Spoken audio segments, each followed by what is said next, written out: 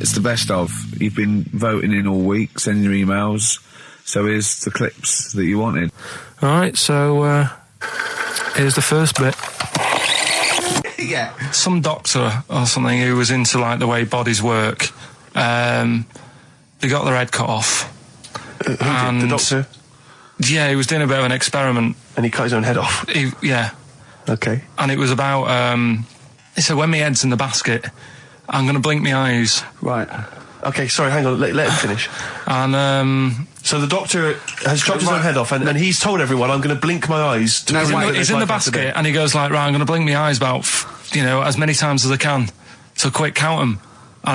And they count, and he got to like 15 before he died. Now this is how Karl told me that. Till Nick Frost explained that, Karl told me, he said, right, well, a bloke, right, he had his head cut off, and when his head was in the basket, he went, count how many times I can blink.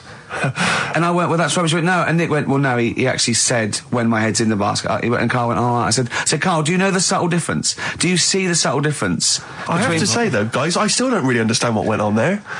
You've both lost me. The story is that a bloke who'd been found doing... you mean that Karl just explained it and that was a clear version? Because I still don't know what you're talking about, Karl. Well, this bloke had his head cut off at experiments against God. He was a doctor in the, in olden times. Yeah. And when they cut his head off...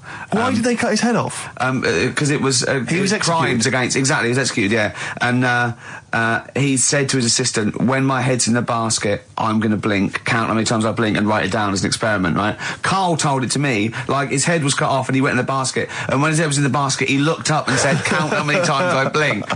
Yeah.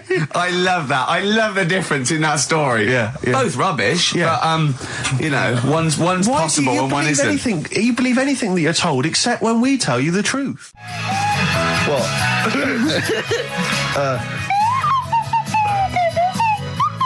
Someone's left one of those little things in here. It's brilliant, isn't it? It's amazing. What are they called, those things? I imagine just there. I was thinking of being in the front row at a Morrissey concert and going, can I just play along? They are brilliant. I don't know what kind of sound that is. I don't know. It's only used for when Kenneth Williams sees someone undressing. Yeah. That's the only time that is used, that noise. Exactly. That is brilliant. But it's like it was specially created for the Carry On films. Yeah, we need... I don't know what it is, but we need something when I walk in and see someone changing. Well, what about this? There is a light that never goes out by the Smiths. I phoned Karl up in the week, yeah, and I said, what are you doing? He went, well, even though it's one of my days off, I'm just doing some research on the web. Found anything that said, yeah, I'm doing science.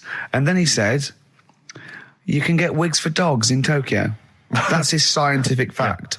And I went, what do you mean? Dogs, if they need a wig? I said, if they need a wig, what? Dogs going bald?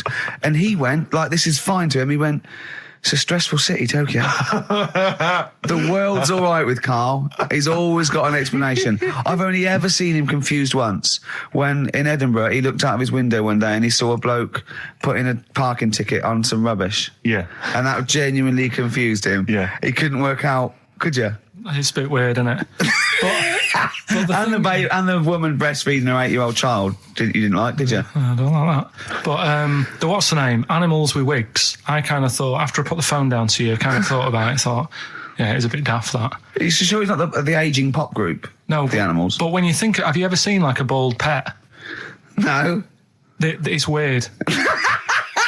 What do you mean? Because my mum, we had a cat, we used to get through loads of cats because we lived on a... Oh, God, it started early today, innit? What do you mean you got it's through only 10 past 1. What are you doing? Running a restaurant? We lived on...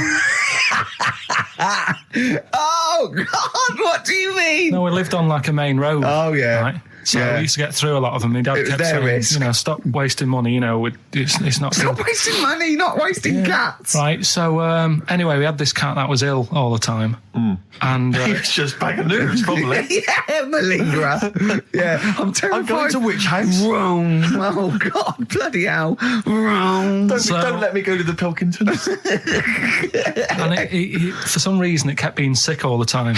Yeah, that is nerves. That's definitely nerves. So my mum kind of thought, I've had enough of this, and she shaved it. Whoa. Whoa. Now, I know you're not vets in your family, but what correlation did your mum think there was between you being sick and shaving it? Because it kept being sick and it was a pain to wash because it kept getting So caught she up. wanted a dry wipe cat. So Why didn't she just varnish it? What? it's weird. It's weird. though. So now he's cold and sick. No, but not all of it. She left sort of the back half, but sort of from its waist, sort of. I love that. Shave it because it's sick on itself. And That is it was the genius. weirdest looking thing. I mean, normally I like cats. I'm always like giving yours a stroke on the head and that. Yeah. But as soon as she did that, it was like, oh, Yeah. can't touch it. And then So now it's sick, cold, and hated. Yeah. Carl. It must have, the other cats must have been taking the mick out of it constantly. It's just making things worse. I'm hoping that it got run over and was put out of its misery. no, I think it got all right, that one. Or is that the? Yeah, it did get run over. It did. Oh, God. Oh dear. How many cats do you say you've got through? I'd say whilst I was living at home, I mean, it's still on the increase even though I'm not there. So whilst I was there, probably 5. God. Wow. Oh. Yeah. And were you upset each time, or you just got used to it? It's one of them things, isn't it? Like I've said before, when you first see something, it's a bit of a shock. Do you know what I mean? It's like the Elephant Man or whatever. Yeah. First time you see him, it's that sort of, oh, look at that. Do you remember the first time you saw Steve? No, I'm not being funny. Do you remember the first? Yeah, but I've said this before. It's always, then you get used to how people look and you don't... No. I'm going to burst. You have to play a record. No, but... Because I just see Steve's face. No, but I've got used to it. Shut up. Wait, what were you thinking during the quiz then when the questions were coming out? What were you thinking of? Well, what it was, right, just before the quiz started, I had to go to the toilet, right, because the rule is, right, people who don't go to it, once it starts, phones off, no more can't leave toilet. the room, They yeah. take it dead serious, don't they, right? Yeah. So I went to the toilet. Now, I'm not being out of order here, it just got me thinking, right? I went to the toilet, the gay fella in there, right? There was a gay fella in there. Gay fella in the toilet. Now, How could you tell? How did you know? just typical, everything about it, right? Everything about it, right, yeah. Oh.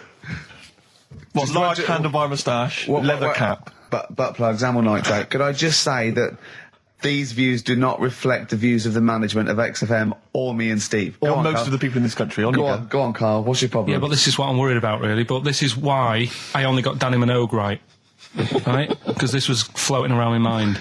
Went She's to the a big toilet. gay icon, Now, isn't she? go into the toilet. They have like men's cubicle and they have women's cubicle. Yeah. Now, without sounding out of order, is it wrong for me to think gay men should have their own little cubicle? Call in. They should have their own... Well, not cubicle, you mean an actual toilet, I suppose. When I was at the urinal, Yeah. normally, there's a fella there and then you go, all right. And there's no pressure. But I couldn't go. I was thinking, should I wait? If I go into the toilet, it'll look obvious. Yeah. I had loads of pressure and But this was what were going you on. worried I'm so about? sorry. What were you concerned about? Viewers? I'm so Well, sorry. it's like, right, listen, when I was a kid, right, and it's all right for you to go into women's toilets when you're a kid, it's like, oh, it's a bit cute, right, as long as you're not, like, over 15 or something, right? Right. But when I was a kid, I went into a toilet, and women, when they use their little cubicles, they don't shut the door. Some of them just sit down on the toilet, Yeah. right, and you see everything.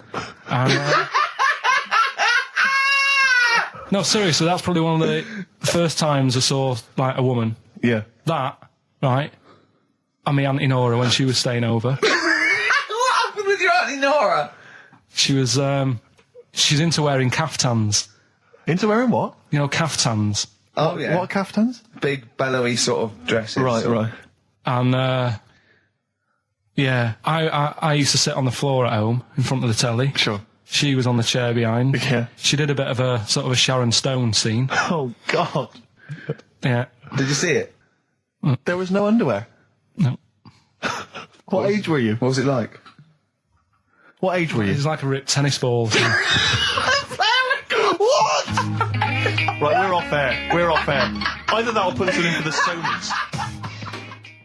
This is the Best Of Show on XFM 104.9. I'm Ricky Gervais, with me Stephen Merchant. Yes. I hope you're enjoying the Best Of. Oasis, Live Forever on XFM 104.9. Right, we're in the swing of things. It's mine and Steve's favourite bit of the whole show. This is what we do this show for now. Educating Ricky. Yeah. Go for it, Carl. You said that learning can't be fun. Yeah. Yeah. Okay, I'll go for the one. What's the one about the butcher going down the butcher shop? You've got get your kit on. We're off down the butcher's. Yeah. You going for that one? Yeah. Well, do you know the saying? Don't let the cat out of the bag. Yeah. Do you know what it means? Yeah. Well, don't give away a secret. Right. Well, do you know how it came about? No. Well, ages ago. Before, like, Ages ago. 17th century. Yeah. Before, like. Yeah. 17's good. Yeah. Before, like, you know, proper butchers and Dewhursts and supermarkets and that, you used to get these blokes who sold meat. Right. Butchers they were called then, I think. Yeah, but the difference was they didn't stay in the same place, they moved about. Right, so they'd turn up on a street corner, right, and he'd have like loads of carrier bags of like carrier bags. Yeah, with meat in and that, and people would plastic be like, carrier bags. Yeah, with whatever. mobile butcher on them. Yeah. Right, so and an email address. Yeah, go on. People went, right, yeah, I need some meat. Right, so they'd go up to this bloke and say, what have you got? And he'd say, well, I've got a you know, you can have a bag full of pig, or you can have a bag full of chicken, whatever. Yeah. And they'd go, yeah, how much? They go, you know, call it a fiver, whatever. Yeah. And they'd buy them, and to make more money, they didn't always fill the bag with what they said was in it. Oh, I thought that might be the case. Right. Yeah. So what did they they used ever to do? put cats in there? Yeah. But I don't see what. Okay, so sometimes they would put a cat in the bag They'd put and a cat pretend in it the was bag. chicken or whatever else. Yeah. So But why was a cat any cheaper than a chicken? Because cats are wandering around the streets, aren't they? Chickens aren't. So they'd get a chicken. They put a chicken on the top so that when they look in it, they'd go, yeah, that's all right. Got a bag full of chicken. They'd get home to make the dinner, and they'd be like, what are we having tonight? And they'd go, well, you'll never guess. And they'd have like, you know, well, you can have a chicken leg, and you know, But it would be a cat. Yeah. They'd have to defrost a pizza. Yeah. Ugh. Did they mind that they were eating cat then? In those days? He didn't say. He just was saying about the saying, don't let the cat out of the bag. It's like, you know, if they see that, they're going to go mad. I'm mildly disappointed with this story. It's all right if it's true, but you know, there's something about it. It's just. I want to know more. He always leaves it. Is it Carl doesn't quench your thirst for knowledge? He creates more. I don't know if that's a good thing or not.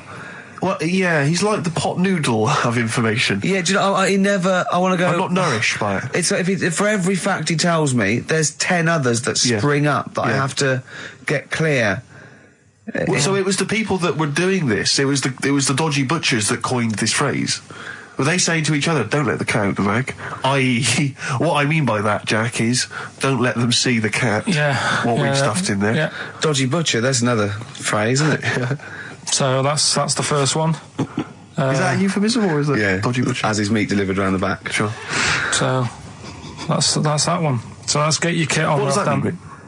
It's a euphemism for homosexuality. Okay.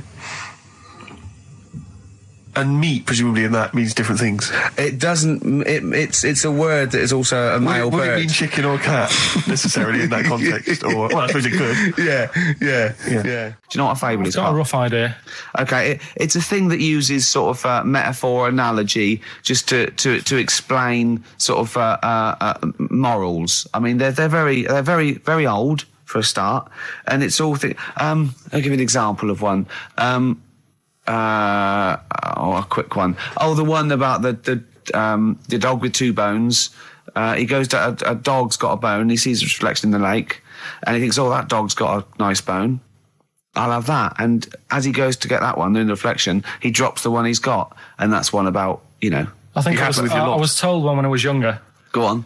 I think it was one. This young lad, he's got a dog, right, and he sort of is about 8 years old. And this dog, he's had it since he was about 4, and it's a bit tired now, and he chucks sticks for it, and it doesn't go for it. And he's saying to his mum, "Oh, I want a new dog because this one's useless. It doesn't do what, it doesn't have any fun with me. So they say, oh, no, but, Rover's a good little dog. You should look after it. And he's like, oh, I don't like it. I want a new one. So they buy him a new puppy. And it's running around, yapping about, and he's loving it, and he's playing around with it in the grass. And then one day he goes to the park, and he's messing about and rolling about with it, and he falls into the lake, right? And the little puppy's, like, yapping at him, and he's going, help me, the little dog's yapping. And then the old dog comes and gets his collar, and it pulls him out of the lake. And he goes, oh, God, why did I forget about you? You're the better dog. And he loved that one again rather than the puppy. I got a feeling that was Lassie. Well, yeah, that was an episode of Lassie. What's the moral? What's the moral there, Carl? What's that telling? What's that explaining through analogy? Sort of, don't forget the old. Look after old people. I remember there was one I heard once about a young boy who got trapped in a lake inside a cage. But he loved his trainers so much he wasn't going to get them wet. But even though he had to get out there, and even though he thought that was the important thing because it's material value, he actually drowned, and the trainers were no good to him then. I woke up this morning, feeling fine. It's not a blues song, and I turned my phone on, and it was from Carl, and it went, "Forget it, I've made my mind up." And I thought, wow, what is that? And I forget it, I've made my mind. I went, Carl, what is it? He went, oh no, it's about the text I sent you last night. I went, well, what was it? I just got this text. He went, I was just wondering, I was thinking last night. He said, supposing you had to have your hands removed. Sure. Right? And the doctor said, well, you can either have them stay like that with stumps, or I can sew feet there. What would you have? And I was bleary-eyed, and I went, the stumps? He went, yeah. I went, all right? He went, yeah. And then what was his follow-up text to that? And then I got the text, it was obviously before it, and it went, and it was like quite serious. What would you do if surgery not doing your hands? Would you have stumps or the feet? Right? Now the way, when I said he's made his mind up, and I went the stumps, he went, yeah. I think secretly he decided on the feet, but was too embarrassed to tell me. There's a little bit of what would you do? Because But why did you think of this? Why did you think of this? Girlfriend's away, right? Yeah, no, that's not why you start thinking bizarre surgery devices. Right? I'll let you into my little mind, right? Last night, I had some beans on toast, right? She was away. It's good already. She was away, she had some beans on toast, she went wild. Yeah. Right? Now, I was stood up, I live on on a high street, right? So I'm washing up, I'm looking out the window. First thing that had my attention is, I can look into other people's flats, right? Yeah. And it was weird how all these different lives were going on, I was watching them, and everybody had the telly on and was watching Volcano, right? Which was on last night. Right. And I thought, oh, that's weird, right? I can see them all watching it. And it was like a little Chinese lad who was dancing around in some underpants.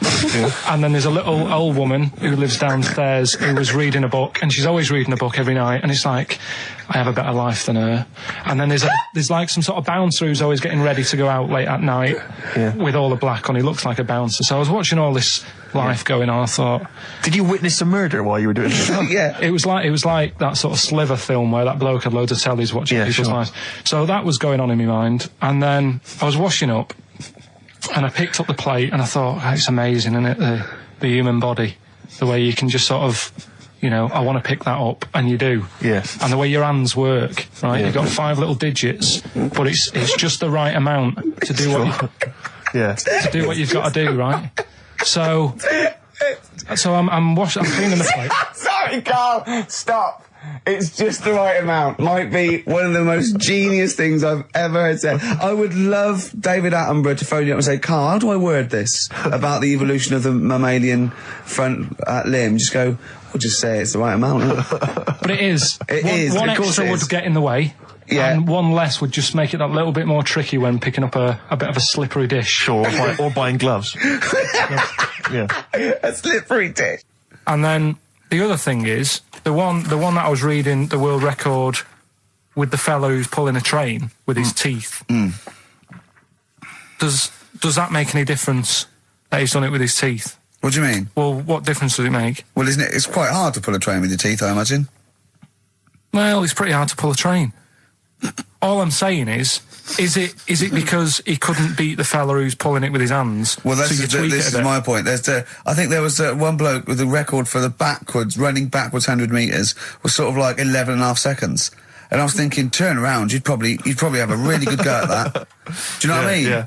It's sort of like doing a marathon with a milk bottle on your head. Take the milk bottle off and see how fast you can go, you twat. But you can just tweak it, like the fella who has done the pegs on the face, right? Yeah. His name's Gary Stretch Turner, right? Right. So you're sort of cheating already if he's got a stretchy head, right? but You are, right, you are one of the most stupid humans I've ever met. well, get me in the book. Yeah. Right? Well, listen. So Gary Stretch Turner, right? His record is 153 pegs. Yeah. He did it again, and he only got 150 on. So he hasn't broke his own record. Right. But what I'm saying is, if he tweaked it a bit more, would that make a new record? What? Well, if he said, I've got 150 pegs on, but at the same time as eating a burger. I see what you mean, yeah. He'd be the world record breaker for pegs and eating burgers at the same time. Yeah, just change it a bit. If you know you're not going to make it, just do something else. I'm assuming the rules are set at the beginning, Carl. That's it. That's where they say, right, you're just going to do the pegs thing. You're not going to introduce burgers halfway through, are you? Definitely not. And then they have a go. I was on one leg, not interested. How many pegs? 150. Can I just ask very briefly, I was quite interested by the family had to move because they lived on Butthole Road. Yeah, I quite like that one. Now, I don't know if I've told you before, Rick, where I used to live. I'm not going to tell you the name of the street that I used to live on, not on air, because my parents still live there and I don't want, But I'm going to write it for you now. This is the genuine name of the street I used to live on. Just imagine when you're at school. Yeah. And like in class, for instance, in French, you've got to say, you've got to answer where you live. Yeah. J'habite, wherever. Yeah. That's the name. This is actually the name of the street we lived on. No, it's not. I swear to God. That is... Absolute right. I could phone my father now and he could confirm that for you. I swear because he doesn't want to God. And I'd tell you that... But listen, do you know what worries me? It's the apostrophe S. I know. Because that's blatant. Yes. Amazing, isn't it? That is incredible. But imagine how embarrassing that was. So if I look that up in the Bristol... You will find that in the Bristol A to Z. I swear to God. That is really... Why have you never told me that before? I can't believe I haven't. That's I'm incredible. still embarrassed now. Do you know, whenever I have to phone up, if I have to give that address, I always spell it instantly. Really? Like, somehow that will hide it, that will disguise the name. But I can't get over that. Anyway, if you perhaps live in Tits Avenue, yeah, or... Wanklin Drive. Wanklin Drive, just get in touch. Let us know, we're not really interested. You've been voting in all week, sending your emails, so here's the clips that you wanted. Carl, you're making noises while I'm talking. Yeah, but you do this all the time, trying to wind me up. And I'm not saying Manchester's the best place in the world, but what I'm saying is there's bits of it that I really miss. Yeah. Like last Sunday, right? When I'd met up with Ricky, we had spaghetti bolognese, which was all right. And then I said to him, I need some soil. Damn, I wish you'd invited me. It sounds amazing. So I need some soil. What do you think? You need some what? Soil? Soil, yeah. I need to repot a plant, right? Yeah. So you need to repot a plant? Yeah. Fair enough. So I'm like, where you can't see these shops in London. Do you know what I mean? There's nothing around. I took him straight to one in my street. Yeah, but near your street, and that's probably the only one in London. Well, you say that, Carl. No, it does annoy me. Round my way, it's like, you know... You can't move for soil shops. There's earth. You can just pick up handfuls walking down the street. Yeah, incredible. People just lean over into someone's front garden. No, you can take the plants as well. No, but what I'm saying is, Manchester, there's loads of decent hardware shops. Yeah. Here, if you want a panini and a latte or whatever, you can't move for them. But for soil, I had to go virtually how many miles away from me to carry that soil home and stuff. Yeah. It's not good. I mean, London's all right, but if cities were sort of marked... It's neglecting the peat market, really, well, there's barely any mulch available in central London. I'm sick and tired of not getting a good, decent compost of a Sunday. Indeed. So, I'm thinking of moving to the north, where there is loads of soil and gravel. Indeed. And animal shite. Whatever. Yeah. So you were going to say, if you're marking cities out of 10, what would you give London? Well, if you were marking them on, on what they have. Right. As opposed to what? Well, as opposed to How the you name. spell it. Say, like, I think the greatest city in the world is Rome. Right, Okay. it's pretty amazing. Yeah. Have you been? What? Yeah. Why do you think that though? Just because, like, you turn a corner and there's something there that's really old. Right? Like, you're going down a normal street. Go and stay in a Derby and Joan club. Yeah. No, but it's like you're going down the road and then you turn a corner and like the Colosseum's in the middle of a busy road. It's like, what's that doing there? Yeah. Yeah. And just when you think there's no more, you turn another corner. It's almost as if that was there first. Yeah. Well, yeah. Yeah. But do you know what I mean? London, Yeah. what have we got? You know, Trafalgar Square is world known. And you go there, what's there? Yeah. Do you know what I mean? So there's a lot of space there. Get one big B&Q. In Trafalgar Square. To cater for the whole of people who live sort of central Londonish. Yeah. And then I'd be happy, but what I'm saying What with is... Nelson just popping up through the middle? Because you can still see it, couldn't you? Yeah. Yeah. It's a great idea. B&Q, so B&Q could be like the whole sort of flat thing and make it sort of grey so it looked like rock, and then Nelson popping Make it up. classy is what you're saying. Yeah. Stone clad it. Yeah. So it looks like you've made an effort. Exactly. And then you can pop in, and then you can go out and go, oh look, Nelson's column. Oh look at that, isn't Nelson? Oh look at that, the victory, defeat. That's fantastic. One of the greatest living. Yeah. I need some nails. Yeah. Perfect. Killing two birds with one stone, you're saying? But why isn't there more than them shops? Because when I went into yours, every time I've been in there twice now. The first time was to get a shower head, right? Right. And I went in there, couldn't resist buying something else. I ended up getting some super glue as well. Blimey. Hey, big spender. And then last Sunday we went in there, got 2 bags of soil, not one, I bought 2, Yeah. and I bought some scissors to cut plants with. Secateurs. Well, you don't. Scissors. You never know when you want. You know, you might need more soil, I suppose. Well, I've got You've 2. stopped that now. Where'd you keep it under your bed? Sorry, this isn't going out, is it, this conversation? It's not going out on air. I got a feeling it might be. You're joking. We better play a record. Okay. Play a classic. Right, we've got who's that on the line? It's Rob. Rob, and are you a doctor? I'm a final year medical student. I'll be a doctor in 2 months, touch wood. That's close enough, isn't it? Yeah. Excellent. So, where do you study? Do you want to give more details, or do you want to remain anonymous as you're calling in to I study at Barts Hospital. All right, great. So, why do GPs sometimes put their finger up a man's anus? To see what's there. You know, if you've got hemorrhoids, if you've got an enlarged prostate, you know, it's either that or they stick up a big tube and have a look up with a light. What? And it's easier to do that. Now, are you dumbing this down for us, or are you going to fail your medical exams by saying stick up a big tube with a light? I'm dumbing it down. Okay, come on then. We're all intelligent people here, and Carl. So you tell us what's that called? It's called a sigmoidoscope. Right. Nice. That was a clever test, wasn't it, Rick? I think he's a real doctor. Yeah. 12-inch long tube they can put up there. So, Carl, would you prefer that or a finger? Well, so do they sort of do the finger first, and then, I mean, at what point do they say, hang on, we need a light here? I mean... It's normally if there's something wrong. But, so if I go then, say if I go to this well-known clinic, right, and they go, yeah, the art's good and that, yeah, finger, there you go, and then they go, hang on, I'm going to go and get me light and tube. I could start worrying then because they've sort of found something. And they're not likely to go straight in with the tube. They'll probably send you off some tests first. Well, Carl, there's nothing... Hospital. But you go to these places to put your mind at rest and to know where you are with your health. I mean, it's not that you go along. That's what most people worry about. They think that because I'll go along and they'll find something. Well, one, that's illogical. It doesn't heighten the fact they'll find something because you go along. And two, if they do find something, it's a good job you went along. I mean, I'm a hypocrite because I don't go to the doctor, but I've had that done. You should be concerned if when they shine the little light in your ear, it comes out the other side of your ear. No, the other ear comes right out the other side. That's when you should be worried. But Rob, right, you said then, if they find something, they send me off for some tests. Why can't I just have the test without that and cut out the middleman?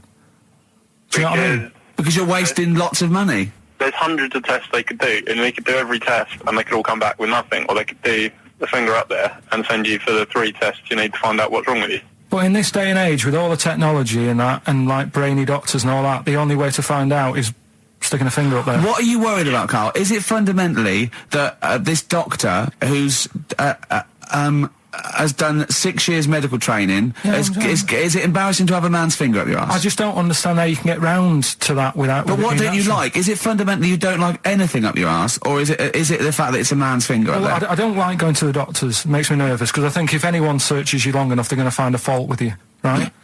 And especially if they're going that far into you. They're going to find something. And... Probably not. Well, you know, I just don't... I don't know how to get round to that sort of... that point where you get a... What do you talk to the doctor about? He's like, all right, nice day.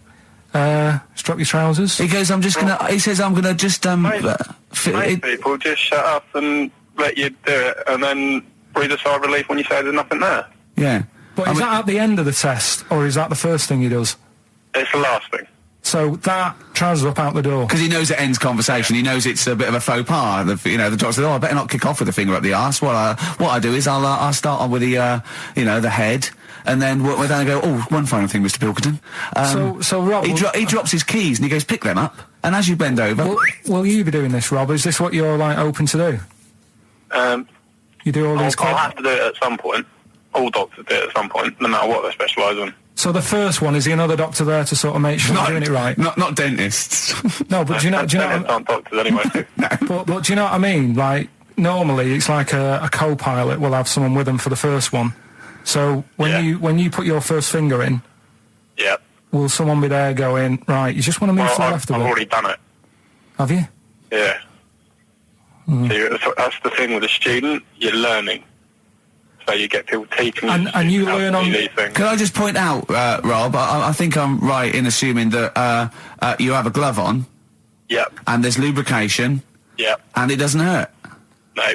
There you go. What are you worried about, Carl? Who's this person who everyone's testing on in your class? It's not one person. One person. There's like, when a patient comes in and they've got a problem, your boss, the consultant, he does his finger up, and if he finds something, he goes to the patient, is it alright if the student has a feel as well? Then the student puts on a glove, puts the sleeve on the glove, and sticks his finger up and sees what he comes out with. Rob, I wish you could see Carl's face. I mean, his face when you said, and he says, can this fella have a go as well? He looked horrified. That he thought it was a free-for-all, like there's a queue of people trying on gloves and going, let's have a go. That looks good up there. What have you found? No, I mean, how come you had to sort of... Is it not something you could test on yourself rather than waiting for other people to come in? Because then, you know... It's an awkward position to get to, really, isn't it? Well, but you can have a good rummage then without feeling too awkward, but to sort of have a go on your first patient when you don't really know what you're looking for anyway, do you know what I mean? Never really thought about it. Because you don't... If you've never done it before... You pop your finger in there, and you've got to sort of look. You've got to have an expression on your face, like you know what you're finding. Well, they can't see what you look. They can't see your face. There. You got the big boss consultant man going, now move your finger there, and you'll probably feel this. But he's just done it. He knows what's there. Well, what? Oh, so he's already had a go. He's had a feel, and he's going right. If you feel to the right, that's the conglomeracy or whatever. The congomblery, yeah. It's congomblery is in perfect working order. I'm still... Thank you, Rob. Thank you. I'm sorry you had to go through this. Carl is probably the worst patient you'll ever encounter in your medical career. Good luck with your finals, and thanks very much. And do you know any female doctors who do this? Or? Thank you. XFM 104.9. Thank you. All right. This is Carl, the producer of Ricky Gervais and Stephen Merchant on XFM 104.9. We're playing out some of the best bits. Hope you're enjoying it. Here's another one. Can't concentrate now. Oh, he's all stressed because the lady from MTV's here. She's going to film his little face. So the things he said in the week, he was so worried. He's got worried about the spot on his head. That won't come out. Just you got your best side. It's on that side. That's all right. Oh, yeah. The camera's out. Look, he's getting nervous now. Okay, Carl. Ignore the camera. Okay, just ignore the camera. Okay. Now, me and Steve have done our research for you, and we've got two amazing things to tell you. What should I tell him first, about the baby or the... Well, they're both equally fascinating, so you choose. I'll tell you the crab thing first, right? Steve actually saw this thing in The Guardian of the Week about our research thing, and then we looked it up, we looked into it on Friday, and it is incredible. Right, listen to this. There's a thing in a bay in New England, right, where it's like the biggest, they make silicon chips and stuff for computers, right? And because of the data protection thing, after they've done them, because they have to destroy the plates, right, well, the information's sort of put onto them, but there's still flakes of silicon. They sort of grind it down straight away, and some of the flakes got into the bay, okay, but some of the information is still on even the slight granules of silicon. Anyway, gets in the water, and silicon is rather like a carbon derivative. They reckon if there had been life on another planet that wasn't carbon-based, it'd be silicon-based, because that simple sugars and proteins, it's just COH and that, and it can work with silicon, right? Anyway, the crabs have been taken up, they're still in the water, and they looked out on the beach, and over years the crabs have started sort of putting themselves in formations, like geometric format, and they couldn't work out why they were doing this. And when they put them in the experiment, they sort of like chopped them up, and they found they'd taken on silicon, and it had sort of got into their brain, and they were downloading information. They picked up little things, because it's just chemical, electrical impulses that got information off the silicon chip, and they were interfacing it. But this is the amazing thing. One bloke sort of thought of this, and he thought, well, if it's a simple computer with a brain, if it's just a simple sort of electrical thing, then maybe there's sort of, we could get it down. So what they did is they made a thing called a biointerface, and they put it into the crab's brain, just a really simple brain, so it's measured on Mangala, right? And it got impulses from it, and they were getting like computer readers, so just flashes of like symbols and geometric things right on this screen to read the crab's brain, and it was stuff like fragments of a.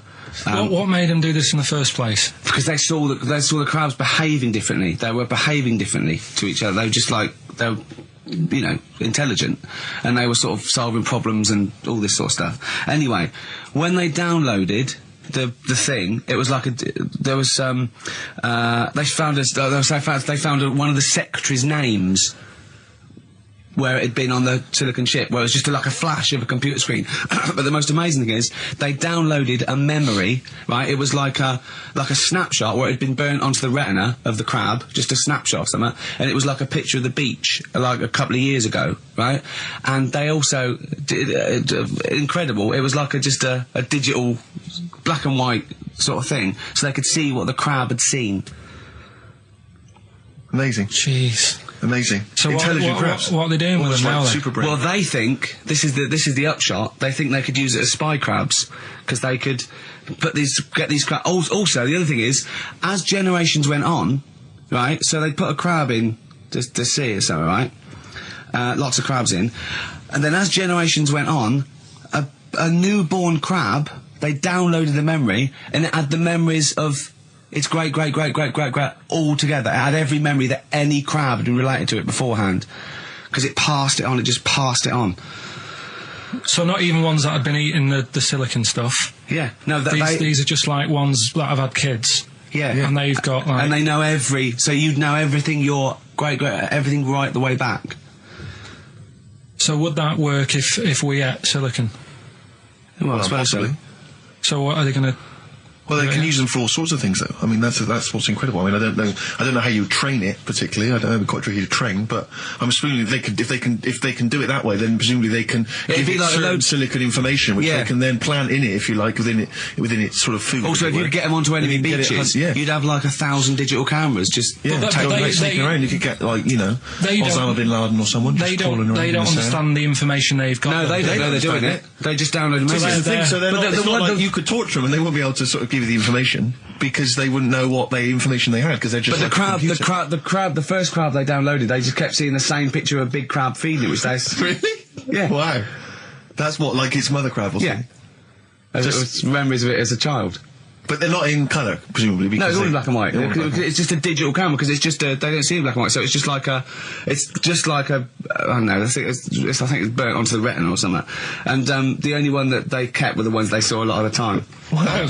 I mean, in a way, some of the educating Ricky I've got for you today is on the similar lines. Right.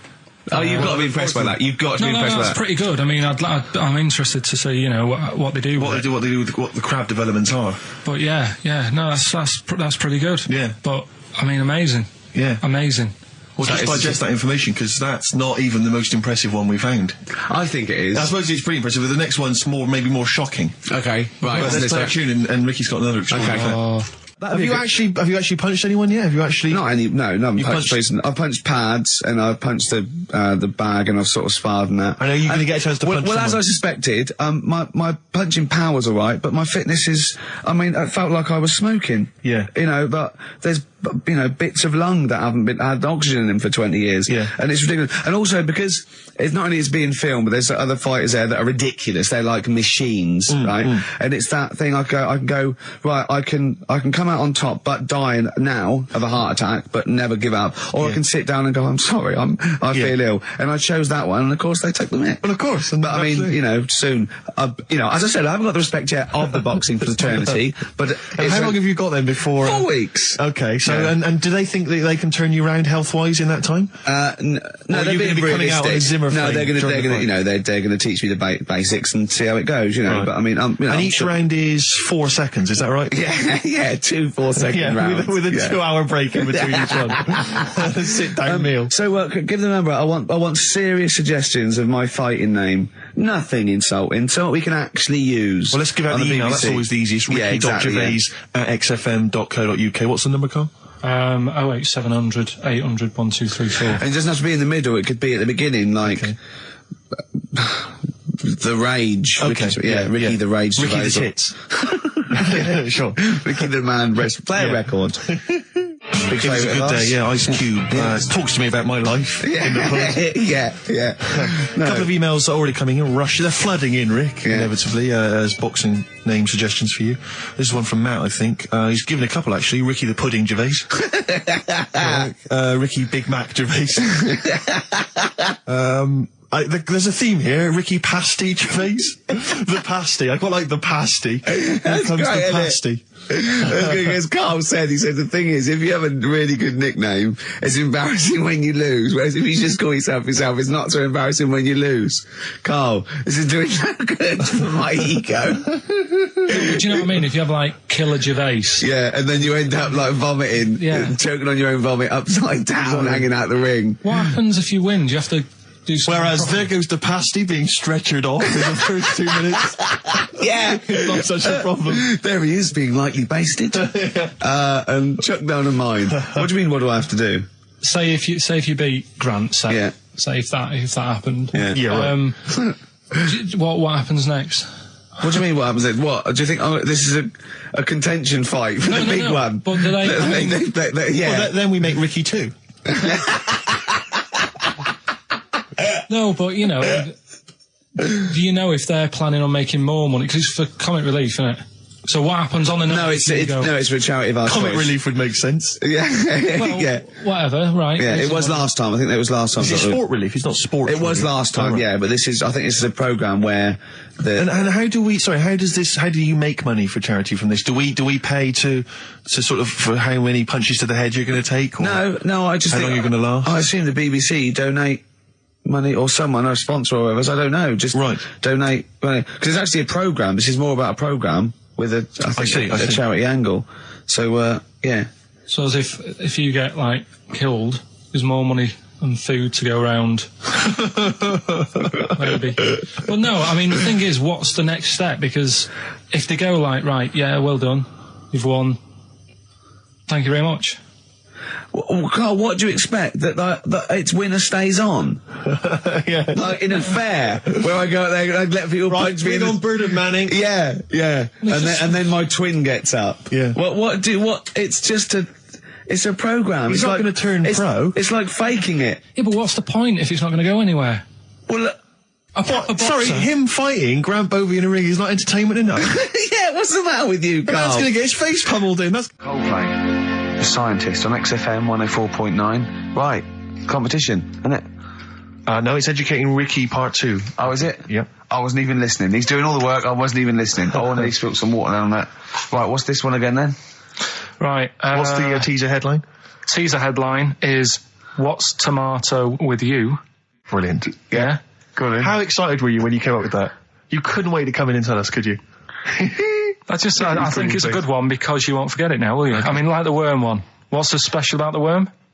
you know, a lot of people think that if you cut a worm in half, 2 worms will grow, but no. What happens is if you cut the head end slightly nearer the tail than the tail will die, but the worm with the head will be okay. So, it's exploded a myth, and it taught me something.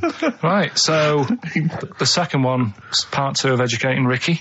What's tomato with you? Yeah. What this one's about is, ages ago, It's scientific. There's never a date. There's never a country, a location.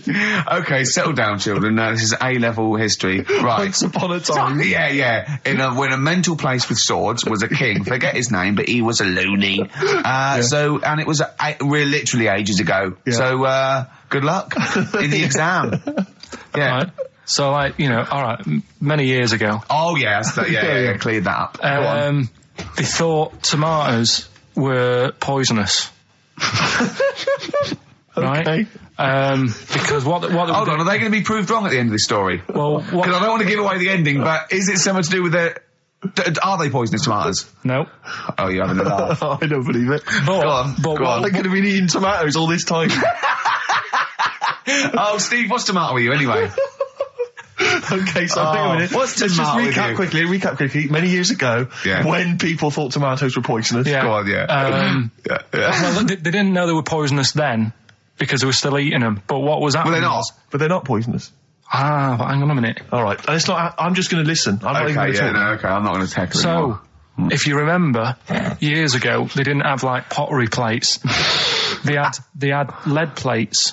Right? What are you talking? Just let him talk. Sorry, what year is this? Let him talk. Come on. Plates made out of lead, and what they'd end up doing, they'd say, right, do you want a tomato? And they'd go, yeah, all right. And they'd put the tomato on the lead plate and cut it.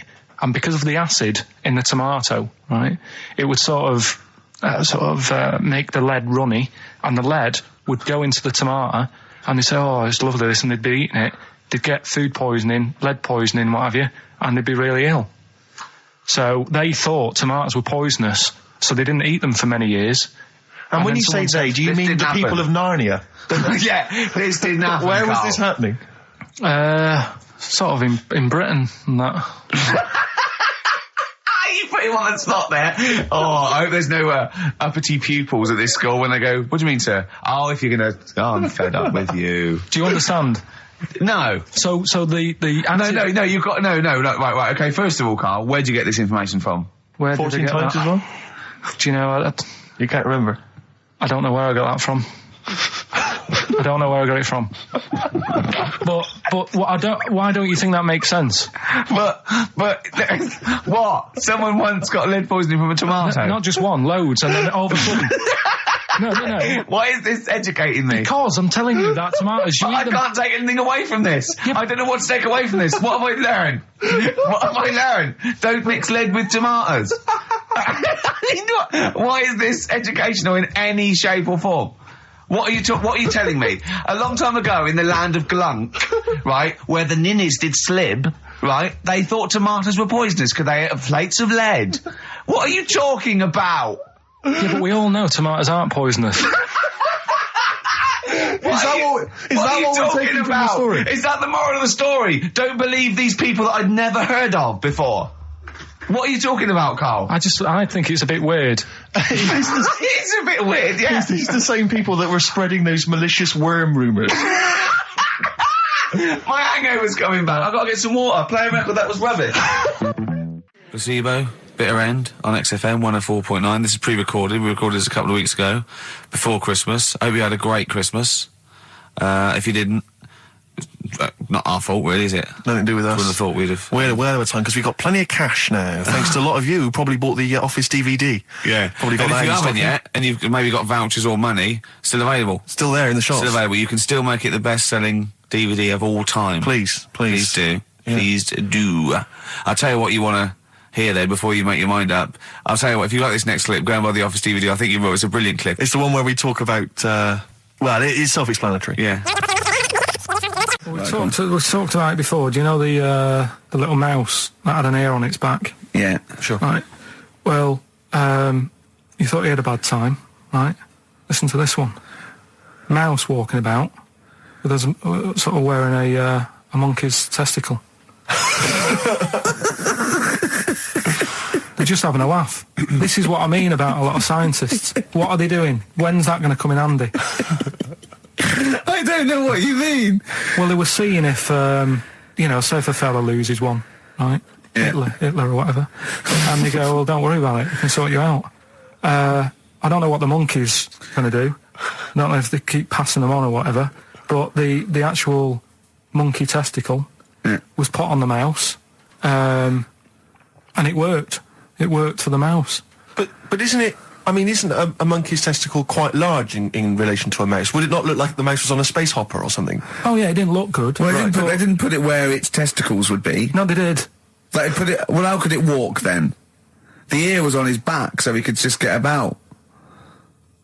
Well, I don't know. But you don't know, do you? You just guessed.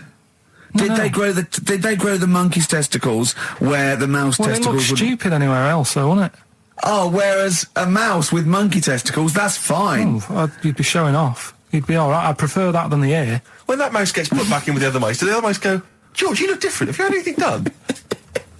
But the weird thing is, as well, apparently it still works as a monkey.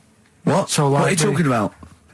Like the sperm and that was it was still sort of monkey. Of course sperm. it was. What are you talking about? Well, that's weird. But what, Carl? What do you? It's only a thing to give it nutrients. That's all the thing they're testing. It's like grafting at that level. Right. What's your question? Because I'm right. What do you think? It would change eventually. It would have changed into a mouse testicle because it had been hanging round a mouse for so long. No, I thought the actual sperm of it though would be a mouse's. Why? Because it's hanging off a mouse. No, but your sperm is actually created in the testicles. So that's why it has to be outside your body. Otherwise, we put them in a nice little cage. But I'm guessing then that they've done this operation so that they can do it to humans. Yeah. Why would I want a monkey testicle if my kids are going to be monkeys? What use is it? No, think. That's no. That's going to happen anyway, Carl. Yeah, but think. Think of what you're saying. They've grown a monkey testicle on a mouse to see if it would still function as a monkey's testicle, okay? So they can do that to humans. So think, Carl. What they'd do is they'd grow a human testicle on a mouse and it could still be used as a human testicle. So what? To give you a testicle that you've lost. From a mouse? No, from another person who it was kept alive on a mouse. Because it's kept the nutrients alive, as opposed to keeping it in a deep freeze. Maybe bollocks go off after a week. I don't know. Maybe they get accidents. He had a little a card. Do you donate your testicles? Yeah, I'll tell you what. No one needs testicles yet. Let's keep them on a mouse. You have yours ripped off in some sort of bizarre skiing accident. You go, well, you're in a Battersea Dog Town. You pick the ones you want. They can grow them on anything. They can grow them on a Dachshund. Bulldogs are growing them usually, that's where you see a bulldog. Usually that's waiting for an operator. What don't you understand, Carl? Hang on a minute. I thought this was knob news, not testicle time. I don't understand why. Yeah, this testicle time's not for another 10 minutes. Yeah. No, it's all sort of linked and that, though, isn't it? Well, sometimes it's linked to a mouse. But what do you think about, like, I don't know, testing stuff out like that? Is it worth it? Could you not just go straight from... But listen, Carl, I'm getting this information from you. No, if this was on Question Time and someone said there were, Dimbleby and Paxman or whatever said it, I'd think about it as a moral dilemma. You've just said you saw a mouse with a monkey testicle. What do you think of that? I don't think anything of it. I don't think anything of it is the answer, Carl, because I can't trust the info. I cannot trust anything that comes out of your mouth. Well, it's true, but it's just all this... It's the same thing, innit? It's the leeches in a blender. It's the fella looking at an electron. Yeah. It's the mouse with an ear on its back. Yeah. I don't know what the point is. But you don't read on. Because I've seen you read something and you're going, look at that. Man survives on eating knee. And I go, what else? You go, I didn't read on. I didn't read on. You look at the mouse with the ear on the back and you just think, that must be murder at a concert. You don't think. You don't think. No, I just think, is it worth sort of wasting You think he swallowed someone's ear? He gnawed it away and swallowed it and it's just in his system? Yeah. No, I just get a bit sad about the mice and that. I agree. I mean, that is sad, yeah. Of course, anything like that. Chris Campling did a review of the show. Right. And basically said that Karl Pilkington is a creation of Gervais and Merchant. Well, if only that were the case. He said he started off saying he liked the show. Yeah. He was excited. Said it was a good show. A lot of the jokes. I'm already questioning his critical faculties. Yeah, exactly. And basically said that we didn't contribute much, or seemingly didn't seem to contribute much, and we couldn't sort of like ad lib or anything. We just laughed at, particularly me, laughed at Karl Pilkington, who was coming up with some, quite funny stuff. Yeah. Right? But then he does a twist on it. He goes, but the thing is, we're the puppet masters. He's a created person. We've created the persona Karl Pilkington for our own amusement. Right. He bases this on simply that we talked about... What was it we talked about? The Chinese not aging well, and Right. he heard him talk about that on my DVD. But clearly I say, Karl, remember when you were talking about that? It's a news, or remember in the week, and so he thinks it's all scripted now. Imagine if this show was scripted. I'd be ashamed. Yeah. If this show was scripted, I would send back the BAFTAs for the actual shows we've written, and I would say... I'm having a go at Chris Campling. He's nice about our other work. He likes The Office, and he likes my stand-up and everything, and he likes the show, but he's saying... Because we're not spontaneous, we scripted this and invented Karl. So he's like, we've invented another Gareth. If we had created Karl, I would not have squandered a character that good on this poxy radio station. Absolutely. Also, does he know that we spend about 3 months on half an hour script? So how long does 2 hours of drivel? But the main thing is, as if this could be scripted, it's dreadful. It's just shocking. Or maybe this is scripted. Hang on, you've lost me there. Let me just check the script. Maybe Chris Campling does not exist. Maybe I've made him up. I don't know what to believe. See, the name doesn't wash with me. What was his name? Chris Campling. Sounds odd. That's something that I made up, isn't it? Campling's almost like a joke. It's almost like a gay name, isn't it? Oh, he's a Campling. So I think this is scripted. Yeah. I think I've probably made this whole link up, and Karl is a creation. Campling, that's not a real name. No. I made it up. I should have come up with something better. Yeah. Sorry. Down to the River by Bruce Springsteen on XFM 104.9. So, that little fella in the Times thought Karl was just a puppet. We created him. He's an actor. What's his actor's name? Brent Hogwell. We got him from a Spotlight. Brent Hogwell. This stupid, dopey Mancunian accent, he just puts that on every week. Yeah, exactly, yeah.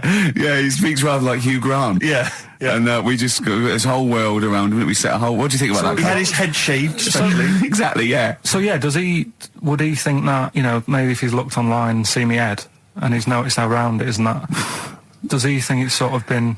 morphed into that shape just for the show, just for 2 hours on a Saturday? Yeah. You spend 5 hours in prosthetic makeup like John Hurt in The Elephant Man.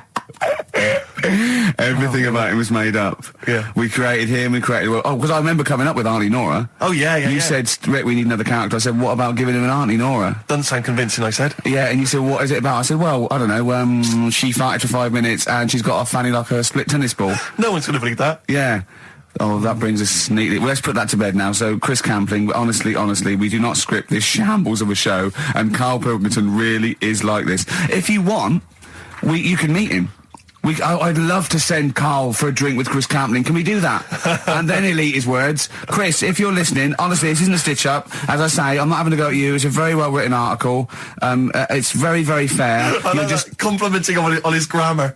Yeah. It's a very well-written article, Chris. No, I'm saying we're not having to go. You've typed that beautifully. It's not like he snagged us off. I would just love him to meet Karl Pilkington. People in the street come up to me and say, is Karl like that? And I so want them to meet him. Yeah. Or maybe he can send in, if he's online, he can send in 5 subjects for Karl to talk about that we couldn't possibly know about, just so he knows that we just really do throw things at Karl, and that drivel comes out. Imagine if it was scripted. So wristbands work. I saw one in a shop window the other day which said, stop child abuse. And I bought one, obviously, because a lot of people say, does it make a difference? But it was only £1, and I'd only spent it on kiddie porn.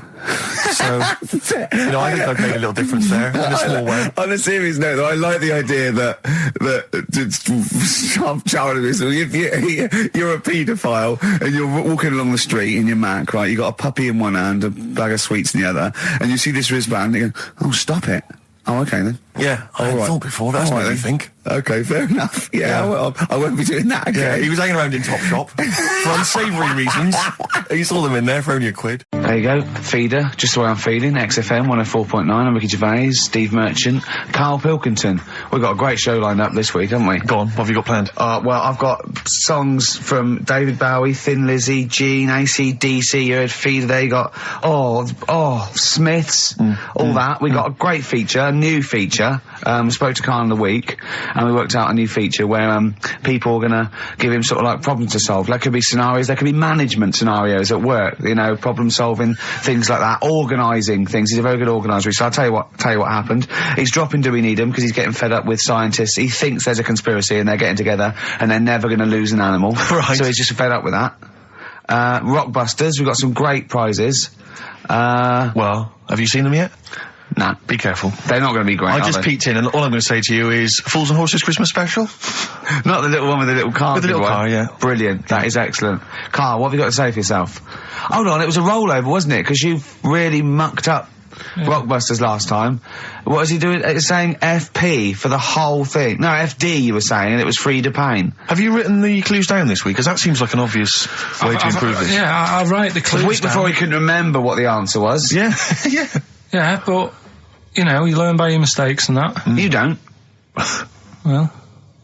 So yeah. I'll give you a little taster. We were having a pizza in a pizza establishment. When was it? Wednesday or Thursday? Yeah. And he was going, I'm a good organiser, I'm a good problem solver. Give me any scenario, right? Obviously he didn't say scenario. And I went, okay then, so you're the manager of this place, and there's a couple there, elderly couple, they're about 60. They've had a lovely meal. He went, yeah, right. I went, but the gentleman, he's got a little bit of a heart condition. He takes a pill after his meal, as he should, after meals. He's only taken Viagra. Oh. And now he's stuck in. Wedged in? Wedged in. We've all been there. It's gone, and it's stopping him getting out from the table. Yeah. So what would you do? He went, what? He's stuck in because of his dick. I went, yeah. He went, right. He said, I'd use the situation, I'd make cash. I said, you're not going anywhere, do you want a pudding? Entrepreneurial. Yeah. I like it, Karl. And he went, so that's that sorted, I've got the job on that. Next, I went, okay. You won't believe it. Next day, there's a little problem in the toilets. Two gay men were having sex and they got stuck in each other. Yeah. He went, right. I'd say, is it the same fella as yesterday with the Viagra? If so, why was he let in again? He was on the door. Yeah. I went, it's not, it's too different. He goes, right. Does his wife know he's cheating on him? Yeah. He went, right, I'd go down, I'd go, and then he went, I'd say this isn't a restaurant problem, call an ambulance. Strictly speaking, not a restaurant problem, no. But am I right? Huh? Am I right? Well, I don't know. Would you give me the job if say, like, you were the boss of that restaurant and you... Do you know what I like about this? At no point did he say, Gervais, why are you being so mental? Yeah. Why would someone get stuck because they took Viagra by mistake and two people get stuck in each other? But you've heard the stories from his past. That is a perfectly legitimate situation to find yourself in. If you grew up in his part of What Manchester. would you do if there was two fellas with big heads and webbed feet and they had a horse in a... Well, what I'd do is... What would you do? What did you do when you first saw them? What, saw the kids lads with the big heads and Yeah. We should very quickly remind people, if they didn't listen to that particular show, they had webbed hands. Yeah. Did they, or webbed feet? Well, they had webbed hands. Right. And big heads. Enormous heads. But it wasn't related. But they weren't related I know, to each they were other. completely No, separate but I'm people. saying that the webbed hands isn't due to the fact they've got a big head. No, sure. It's two different things. We're just unlucky. Yeah. No, hold on. If they weren't related and they both had webbed hands and big heads, I'm saying there was a condition that was related that had those two. I don't think there was. So what do you think the chances of that are? They're not related, and he goes, "Oh, you got a big head and webbed hands as well." Yeah, just a coincidence, isn't it? Yeah. I honestly don't think it was related. Right. Because I've since seen the same problem again on another kid with a big head. His hands look good. Right, so do you think the big head is just a separate issue? Yeah, it's a totally different illness. It's like having a headache and a cold at the same time. Right, so not always connected. But the weird thing is, right, looking around in the week at weird stuff on the internet, there's this woman who's got a big head. Oh, yeah. And, she was fed up with it because when she was walking down the street, it was so big, she couldn't hold it up. Right. She couldn't hold it up. Oh God. Okay, shut up. So when she was walking, her eyes were hurting because she had to sort of look up all the time because her head was that heavy. Her chin was sort of balanced on her chest. Right. And she'd have to peek up, yeah. So she goes to the doctors, and this was after years and years, and said, I thought I could put up with it, but I can't. How big was her head? It's big, I don't know if it was like big because there wasn't a picture. I don't know if it was just big or a lot of bone. so it was heavy. Very heavy. Right, like the Elephant Man, just outcrops. Yeah, right. So the doctor said, we can sort that out. But we'll have to take your head off. Right. Okay, listen to this. Okay, listen. keep going. Because what you don't seem to understand is I have the same reaction to you when I see it. Yeah. What? Right? You're quizzical yourself. So I looked at it, they took her head off, chipped away a bit of the bone, made her head lighter, put it back on.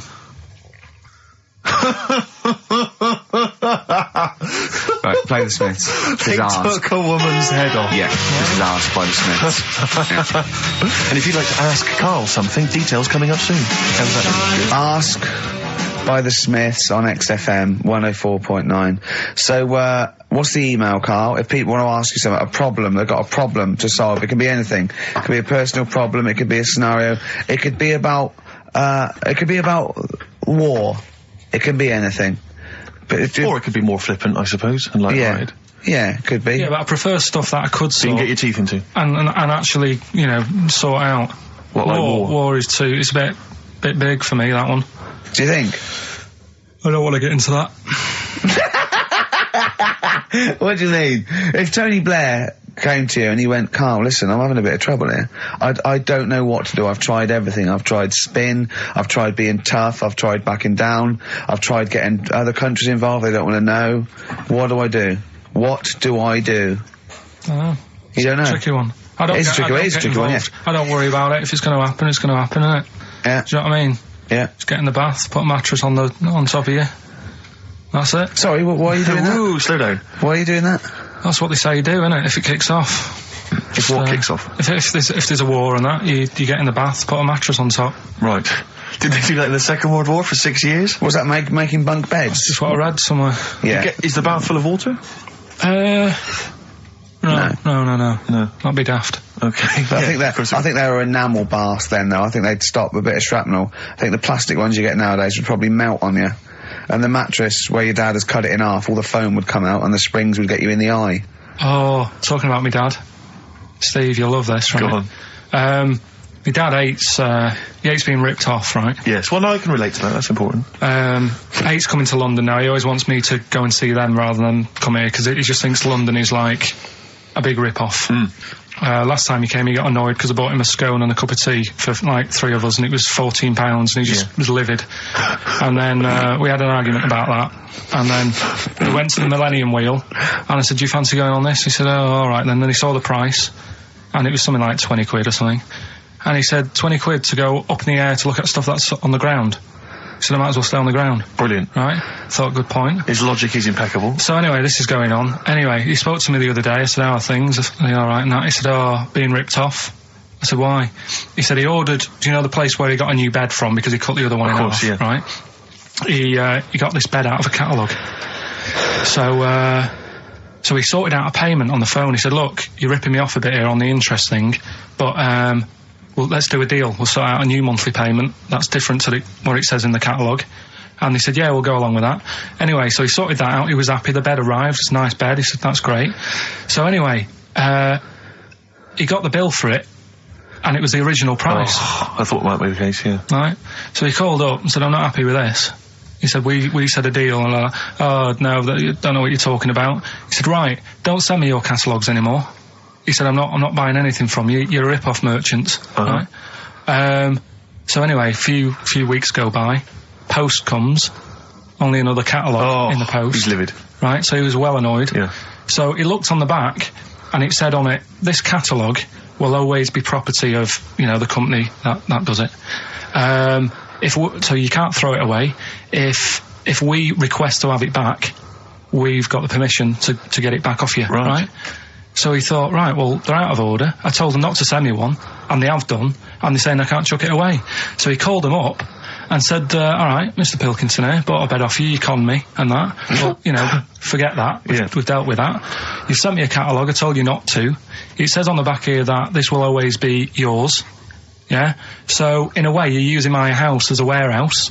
I'll be charging you 26 pence or something a day. Brilliant. He said, you already owe me £6.28. Something like that. Genius. And, they sorted it out. So again, it's just... So hang on, but are they going along with this?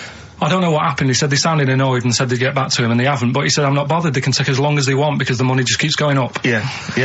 So, what sort of profit has he made so far? Well, when I spoke to him in the week, it was like £6 odd. Yeah. I think that was on Tuesday. So he's just leaving it. It's like an investment. Yeah. It's like an antique. He's it's just going up every day. So, well, keep us posted on that. That's dynamite. One day we need to speak to your father. Yeah, I think so. So many questions need to be asked of him. In fact, I might sit and give you a letter to take home. Yeah. Dear Mr. Pilkington, your son Karl. New single from Nick Cave, I think. I'm looking forward to it. Yeah. That's the forthcoming single from Nick Cave from his album Nocturama. That's called Bring It On. That's great. I must admit, I was a latecomer to Nick Cave. He's extraordinary, yeah. I mean, years into his solo stuff before, I decided that he was brilliant. Yeah, he's fantastic. He's fantastic. I had some exciting news this week, Karl.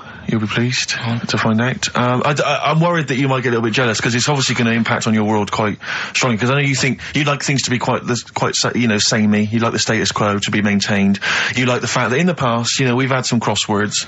Because I remember. What did you think of me when I first walked in? When I first came in on the first day of XFM? I don't know why you're making a big deal. I'm just being honest, though. I'm just being honest about a lot of people who see you for the first time sort of go, well, he's a bit weird.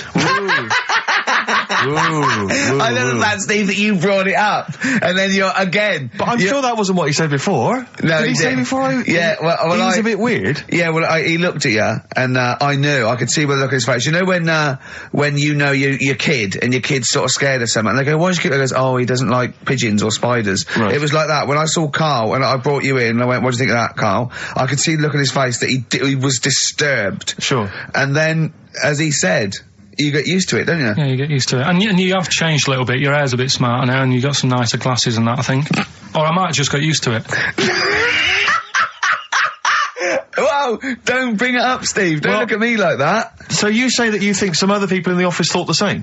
Do you know that for sure? Karl. Did you discuss it? Karl. Yeah, I think they do, yeah. Okay, leave it there then. But not just in the office, as you walk through the building. It's worse than you ever thought. Well, no, it's not worse than I ever thought, because as you well know, Ricky Gervais, what did I do on Thursday morning? Oh, is this the thing, for those that perhaps are not of the female persuasion listening, there's a magazine. Apparently it sells quite well. It's one of the sort of female, issues magazines. I think it's called Company Magazine. It's like your sort of, I guess it's a bit like your Moore or your Vanity Fair or whatever. Anyway, they run every year the 50 most eligible bachelors in Great Britain section. Ding dong, hello. Who's in there this year? In the top 50 of the entire country. And then they vote, and they put them in order and see who's the most eligible bachelor. But that's 50 people, right? It always annoys me slightly because bachelor, it kind of seems like a more sophisticated word for loser. Yeah, no. Which always sort of unnerves me and also slightly. they try and do a different 50 every year, so they're getting pretty desperate to get different ones. Because also a lot of people who are sort of like successful, are married, so there's very little to... There's a huge... I don't know if this is international. It could even be international. I'm not sure, actually. So I could be up there with the likes of Justin Timberlake, etc. So, Fred Durst... Yeah. That sort of person, So anyway, this is what's exciting, right? Although I'm slightly frustrated because they were telling me that last year... Alright, because what happens is the readers of the magazine, they vote for who they think is number one most eligible bachelor, right? Last year, the prize was a 2-week trip in the Bahamas, okay? This year, I'm rather annoyed, because all I'm gonna win is a moped. That's the prize this year. That's the prize this year, a moped. Whoa, backtrack. What? Sorry? Last year was a 2-week trip to Bahamas, and this year just a moped. All I'm gonna get is a moped. All you're gonna win is a moped. Yeah, you've got no chance. You've got no chance. Who else is in it? Well, I mean, I don't know lots of them are people you'd never heard of. I know Duncan from Blue. Ding. So you're second to him at least already. I imagine you're going to come behind the other 49. Because there'll be people voting for me. They get to vote for me. Yeah, Steve. They'll see my photo and then they can vote for me. Yeah, according to Heat, I was 22nd most sexy man in the world. I better take that helmet back. I would. AC/DC. Brilliant. You shook me all night long on XFM 104.9. Well, this show is a rocking. It is. Ricky Gervais, Steve Merchant, Karl Pilkington. I came up with a new strand for Karl as well. He's always got, we've done, I don't think there's a week gone where we haven't mentioned an hairy kid. A hairy child, you're right. Yeah. and something related to a monkey and that. And I thought you could do a regular thing where he's got to come up with a story about an ape or a monkey, and it's called Chimpanzee That. Of course. I have got one, but I can't remember it at the moment, so I'll just have to It'll think come to you about whenever you join the show. Well, listen, while you're thinking about that, while you're stewing on that, here's a problem that someone's emailed in. We're taking emails today. If you've got a problem, a concern, or, you know, just a general query that you think Karl could answer for you. It could be about anything. It could be about some of the big kind of philosophical questions. It could be you know, something to do with war or famine, anything like that. Or it could just be a personal dilemma, you know, something that's happening locally. Anyway, this seems one that I think you and your father have probably come across this sort of dilemma in the past. And I'd be interested to know what your take is on it. Let me see, this is from Lee Matthews by the look of it. He says, he lives in a suburban area where the local teenagers also live on the same road, and they're running riot. They're smashing wing mirrors off the cars, they're crashing into parked cars on their skateboards, and they're just generally making mayhem, you know, night and day. What can he do to stop this going on? The parents of the kids don't seem to give a damn. Anyone who complains to them, they just say, oh, piss off. You know, the police are useless because they never catch them in the actual act of violence, which is what they got to do to apparently convict them. So they don't know who to turn to, really. It's rather like when a little old lady got the A-team, you know. You know, and he was dressed as an elderly Chinaman. Exactly. She knew who he was. Colonel Decker didn't have a clue. Yeah. You see, it's weird because now it has got out of hand. Sure. Do you know what I mean? Like years ago when I was growing up on the estate, yeah, you had problems, but not like you have now. Do you know what I mean? You know, summers were nice as well, weren't they? Well, it did seem that way, didn't it? Yeah. Right, and police are getting shorter and younger. But you yourself kind of admitted in the past that you were something of a tearaway. You didn't do anything like these kids here. The thing is, I was scared that if I got caught doing it, my dad would go mad. Yes. And I remember smashing a car window by accident and legging it in the lounge and sort of pretending to go asleep on the settee. Right? Genius. And I heard a knock at the door. He chloroformed himself just to be unconscious when his dad came home. And there was a knock on the door, and I thought, oh God, this is a fella who saw me. I was chucking a stone in the air, seeing how high I could throw it. Of course you were. Did it keep landing on your head? That would explain a lot. And it came down. Chucking a stone in the air, love it. To see how far I could throw brilliant. It. So, you know, I wasn't bothering anyone. Did you invent that game? Right, Did you get the stone for your birthday? Go and play with your stone. He gave one to Suzanne. Karl, go and play with your stone. The thing is, right, and it came down at a funny angle, and of course it did. It ate the back of this car, and the back window is the most expensive because it has that heating thing in it, in case you got a frosty window. Yeah. So I thought, oh God. So I legged it in, got on the settee, went to sleep, knocked at the door. Genius. It's a brilliant plan. It's a brilliant plan. I couldn't be guilty. I'm asleep. So I love the idea. So the thing is, our lounge used to sort of, you could see in from the door, right? So this family who saw me do it, saw me asleep on the settee, and my mum said, go and get the door. And I sort of went, oh, as if I'd been asleep. Yeah. And went to the door, like, rubbing my eyes. And the fella said, what did you run off for? I saw you. I was like, oh no. And I didn't see my dad. I went out. It was when he was working sort of evenings. So I went out so I didn't have to see my dad. And then the next day I came home from school, and my dad said, 45 quid. Ooh. That's all he said. He looked at me. And then you fell asleep when he went, wake up. You know what I said? No, 45 quid. Now the thing Karl, is, he didn't have to do anything. £45, Karl. Now I know you were saving up for a brick, but you can't have it.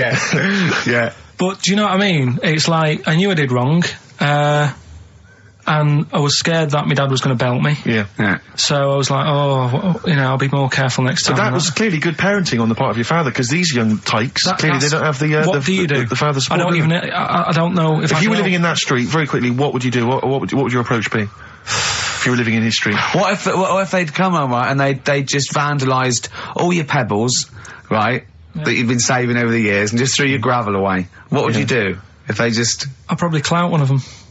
So you'd use violence? I think it's the only way sometimes. Sometimes the only way. And I don't mean, you know, really bad, but I'd show them that I'm not putting up with this. Right. And then the problem is you've got their family coming round, and they're probably quite... Go asleep. If you hit a kid and the dad comes down, just go to sleep. Yeah. Just equally, if you're doing a bigger crime, you know, a bank job or a murder... Remember to take the stocking off your head, because if they wake you up and go, why have you got a stocking on your head? Just go, oh, I had a weird dream. It won't work. It's like with our kid, right? He was... I told Ricky about this the other day in the pub, but... Is this your brother? He never, because he was a terror, wasn't he? Well, yeah, a little bit, but he did drive a tank down the high street once, didn't he? Yeah, that's when he was in the army. Yeah. But another story. But this time, I remember my my mum and dad were going out, right, for the evening. And I must have been about, 5, so our Mark was like, probably 18, something like that, 16, 17, 18. So my mum and dad go out, and our Mark says to me, right, here's a deal, do your little deal. I'm going to have a load of women round. Right, deal is, I'll let you have your tractor in the house. Wow, he had a tank, you had a tractor. but his brother didn't have the rocks that Karl had. No. So he needed the tractor to put his toys on. What kind of a man was he? He brought a bunch of women round? So, yeah, there was loads of... But do you know when you're a kid, you don't think, oh, I know what they're up to. You're not bothered, are you? Do you know what I mean? As long as I've got my tractor, I'm happy. Yeah. So I was... He hasn't changed a bit. But how many women did he have around? Was it just him and, like, a bunch of women? Yeah. Was it like... What's his name? What's his name? Looked like Nedwell from Confessions. Yeah. Confessions of an older brother. They all just came around and he liked his women. Seriously, right, my mum and dad had to move because they got sick of women coming round saying, I've got a kid and it's your Mark's. They had to move because it got that bad. You know, did you hear, when you were playing on your tractor and there was women running back and forth in underwear, did you ever hear this noise? Did you ever hear that? Or kind of wow, wow, wow, wow. Wow, wow, wow, wow. And just see your brother's arse disappearing down the thing being chased by a butcher. Did you ever... It's not important, is it? Is that what it's going to be like, do you think, when I'm voted #1 most eligible bachelor in Great Britain? Yeah, and you come in on your moped. I mean, no, am I going to get a tractor? Chewing brakes, painkiller. Open brackets, summer rain, close brackets.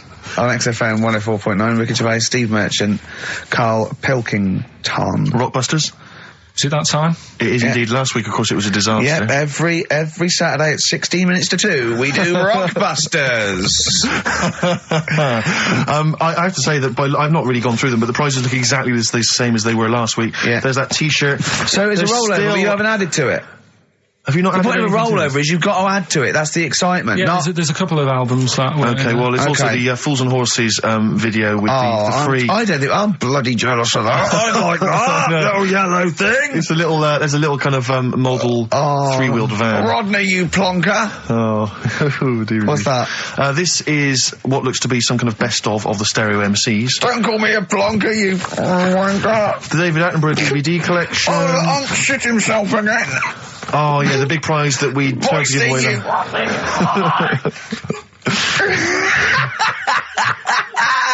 Best chill out.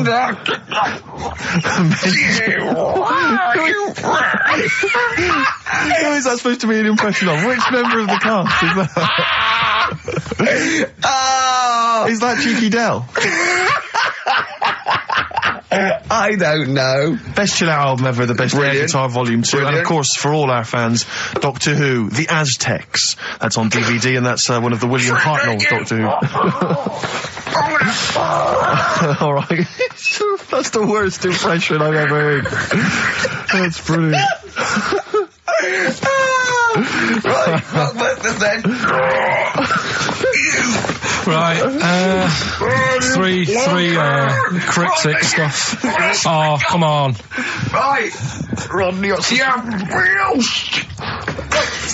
I can't do it. No, come on. Right, three cryptic clues.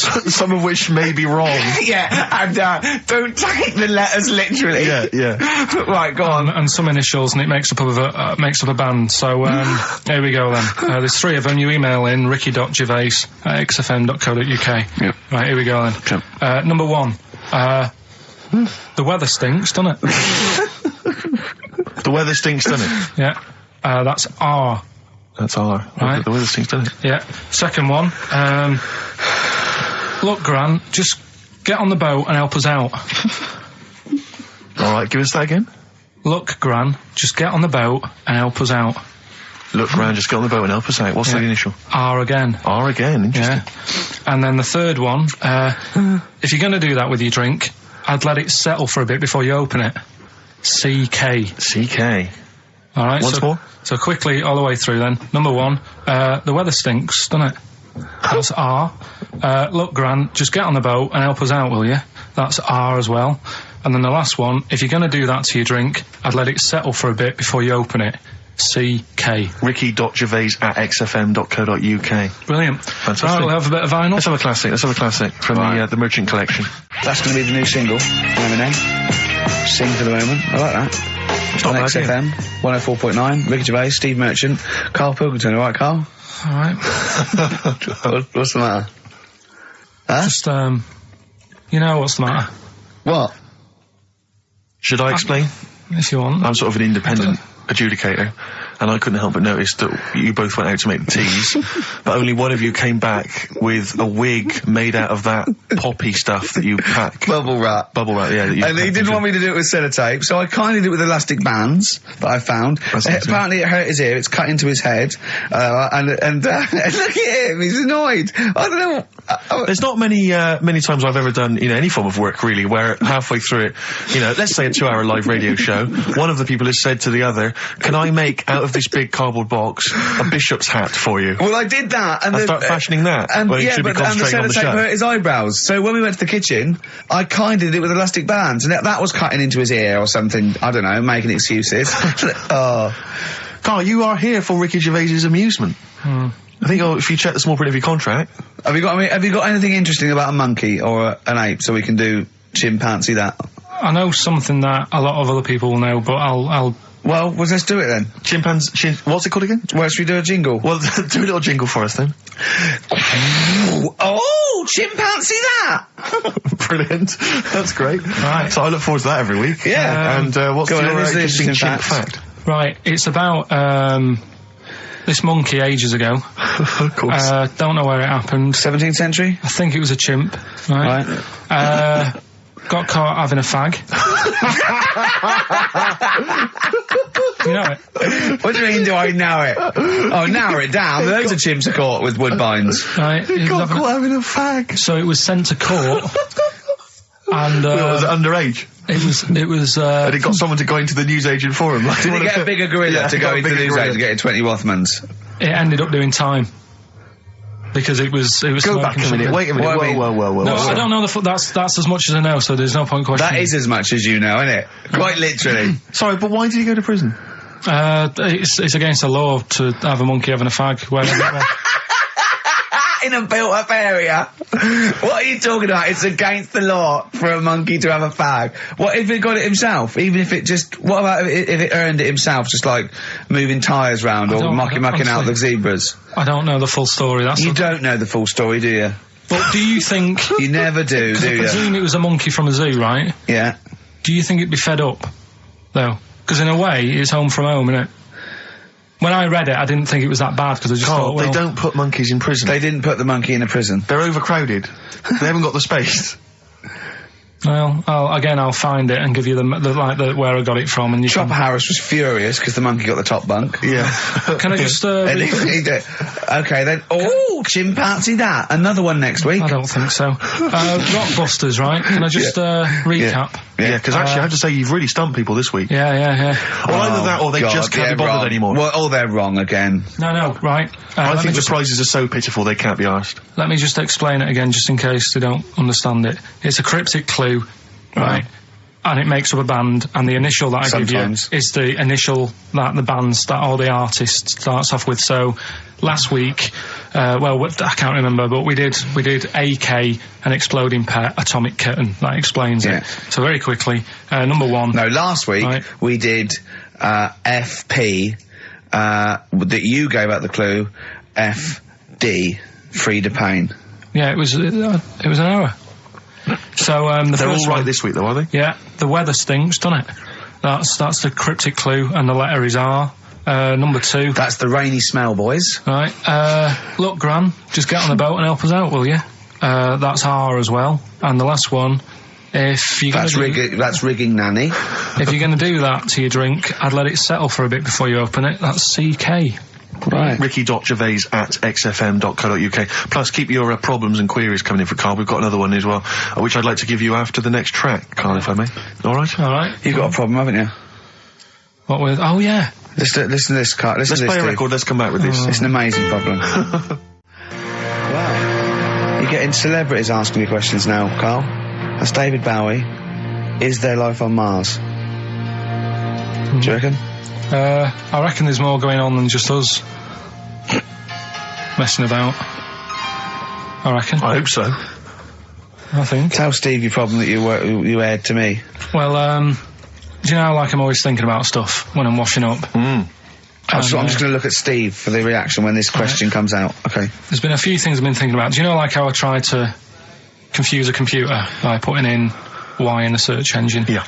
So, along the lines of that, I was thinking in the week, if you put a chameleon on a mirror, what would happen? Right.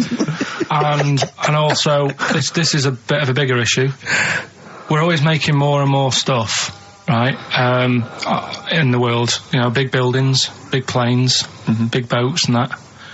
Will we ever get to a point where all this is too heavy for the world to handle? Right, what error has he made there, Steve?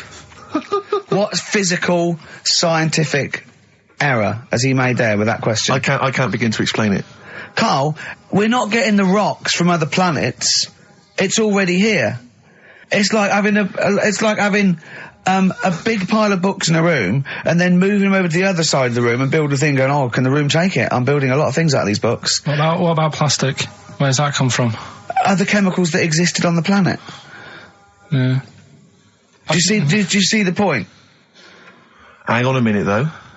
What about a little tree? You plant that as an acorn, it grows, Rick. That's bigger. That's more stuff. Yeah. Don't listen to him, Carl. He's patronising you. What about acorns and that, though? Right. They grow from minerals and proteins already in our atmosphere or in our the mass of Earth. What about a cat, Carl? Right, you get it. It's a very tiny kitten, but it grows up and it's bigger. Carl, he's doing it on purpose.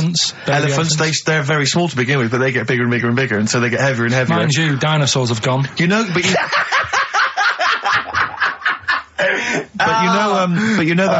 famously that's how Atlantis disappeared. You know, you've heard of the legend of Atlantis. Have you heard of the legend of Atlantis? I think so. This was a city that existed, is proven, right? And what happened was they just kept buying stuff in mail order. They just kept ordering stuff, like the king and stuff. Just kept ordering stuff in mail order. He brought girls across, carpets, lot of carpets. He kept buying TVs, big screen TVs and stuff like that. And eventually, he bought up all the myrrh that the wise men didn't want. Yeah, because he's from like olden times, and he just kept buying stuff, crazy. Like he was just a shopaholic, basically. Mental it was, and he was ludicrous. It was like, and in the end, it just sunk. It just sunk. Too heavy, and it just sunk. So, to the Earth, the more planes we build, the more trees we let grow. Yeah, from acorns. And more than that, what about all the people who are overeating? There's only one thing Rick to Wallers do. In this world. I think we've got to kill off endangered species and burn trees. That's the only way the Earth can survive. You mental. Right, what are you doing? Right.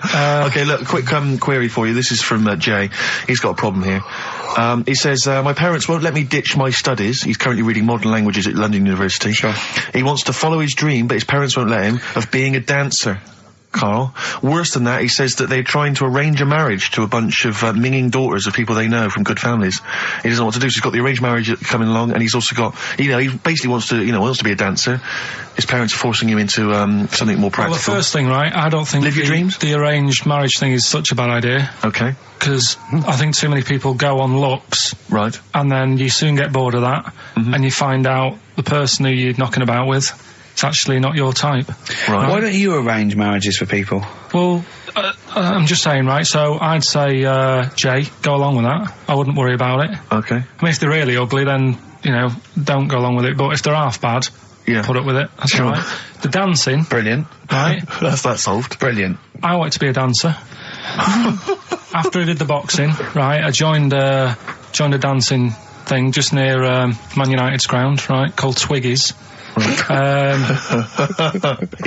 I wanted to learn some moves. How old were you? Well, it was when Michael Jackson was, pretty big, so about 83, 84, 85, something like that, around there. Wanted to do it. When I went, it was shut, and it had become like a warehouse for toilet rolls. So in a way, I wonder what would have happened. Sorry, how is that an anecdote about you going through dancing? You've told me before you did boxing for a while, you did dancing for a while. You had a true fight in the boxing. You didn't even get in the. That's not an. Imagine if that was a film. This is a boy's dreams of becoming a dancer. oh, it's shut. Next on. I mean, how is that a story? Yeah, that was Billy Elliot. Do you think it would have won quite as many awards? Yeah, brilliant. Footloose. All right, I'm fed up. They banned it. Let's go. Oh, it's shut.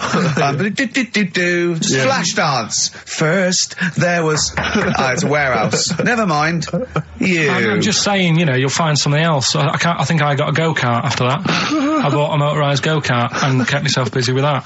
So there's always other things. Just think, Alan Bennett has to sit down and really sweat over his stories. Yeah. He just opens his mouth. You are a living Alan Bennett character. So that's solved. Well, Jay, don't worry about that. There's no emotional problems I can foresee if you follow that advice. So the advice there is do an arranged marriage. If she's not ugly. minging, she's not completely minging. Yeah. And don't worry about dancing. Get a go-kart. Cheers. Great. Keep your problems coming in.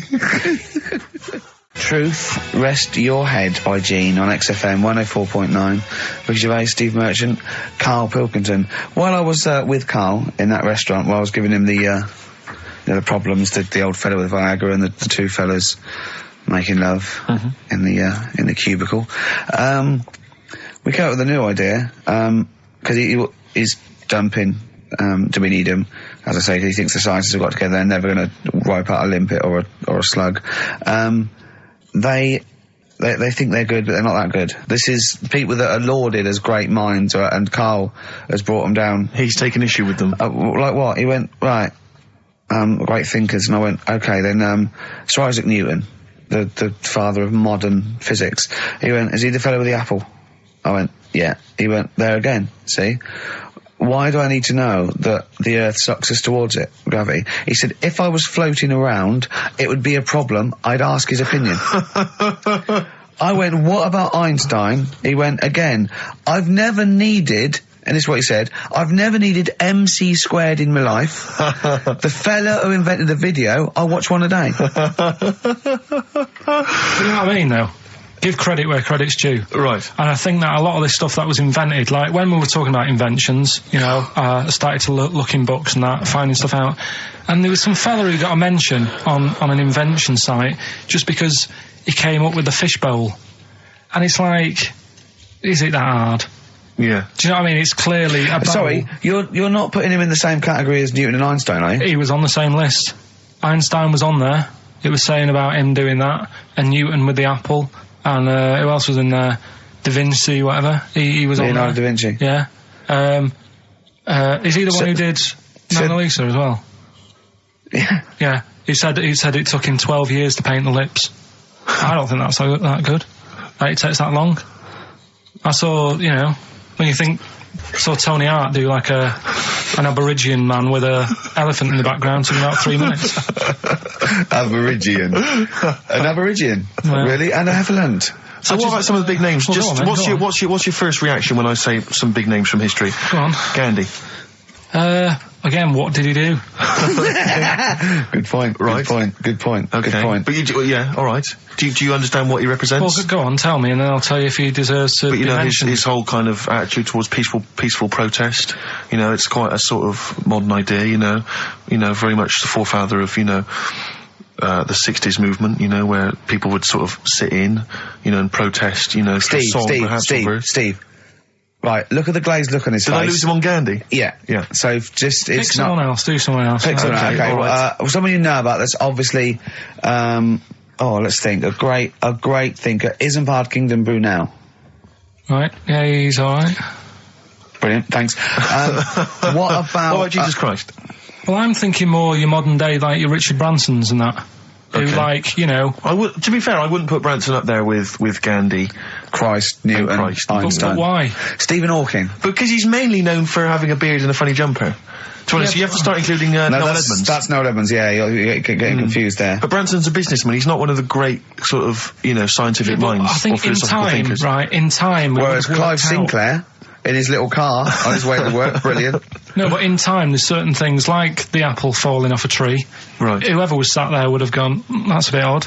Do you know what I mean? It's just that they were there first. But to be fair, Christ instigated 2,000 years of religion based on his teachings. Richard Branson, to be fair, he did launch Mike Oldfield's Tubular Bells. Yeah, they're not quite comparable. It depends what you get impressed by, doesn't it? Suzanne's always saying... Maybe Newton was there. He was coming up with a brilliant theory. Like, amazing. He was probably inventing the helicopter, right? The apple hit him in the head and he went, the earth's sucking me. The earth's sucking me. You know what I mean? Could have happened. But so, my girlfriend's always saying, what impresses you? Yeah. Because she was saying the other day, do you want to go to Egypt? And I said, no, not really. No. She goes, well, don't you want to see the pyramids? Not interested. It's like, I've seen them on the telly. Sure. Are they going to be that much more amazing when you see them in real life? Good point. How did you ever move out of your street in Manchester? But hang on, no, sorry, I'm interested to know, because this is something that he came up with, and this is someone that loves him and that he respects, so I'm interested to see, what was your answer to what impresses you? I don't think I did answer it. I just said, the odd You thing. just said I'm asleep. Little things like I ran home the other night and said, I've just learnt something today. She goes, go on. And do you know Lego bricks? Oh yeah. The name came about because some kid's mum, the kid was messing with the bricks, and she said, let go of them and come and have your dinner. Play a record. It's got to be rubbish. It's got to be rubbish. It's always rubbish, isn't it? They're Scandinavian for a start. So Lego. Boys are back in town. Thin Lizzy, what a classic. Beautiful. Carl, should that be our anthem, me, you and Steve, eh? Yeah? Can I just get a couple of bits of admin out of the way? Go on. I've read an email from Peter Goff. He has said, where is Richard Anderson? Where is He only tunes in to listen to him. Where's Dickley? Where's little Dicky Docker? Little Dickie Anders has not emailed in. If you don't listen normally, Anders is our biggest fan. He loves us. I just absolutely But he's thinks the normally world got of... a little bit of constructive criticism, which we well, always appreciate. Yeah, we're open to that. Sure. Exactly. Sure. I'm gonna shove this up your... So if Dickie Anders is listening, then he might want to get in touch. Also, dear Ricky, I've developed a bit of a fetish for the way you say winners in your hit sitcom The Office. I'm trying to get my fiancé to say it, but he hasn't quite mastered it yet. Anyway, we're getting married in Las Vegas in a couple of weeks' time. Could you please say winners on air as a sort of wedding present? It's becoming one of the most popular requests at weddings now, me saying winners. So, winners. There's a few I didn't get in. Thatcham, Shinfield. So there's a Woodley. There you are. There you go. That's beautiful. That's keeping them happy. Good luck to them. That's Leopard. It's one of those stupid email names. If you're going to email us, at least mention your name, because otherwise it makes me sound like a fool. A leopard, the original name for a giraffe. Interesting. Thanks for that. Whereas Lego was invented when a mother had sent someone to get some. Though there's no name for them. She went, "Can you go and get some?" There was a gap. He went, "Oh yeah, I'll go and get some," because they weren't called anything. Brought them back. Started playing with her. And then she went, "Look, give me those." He went, "No." She went, "Lego, you idiot."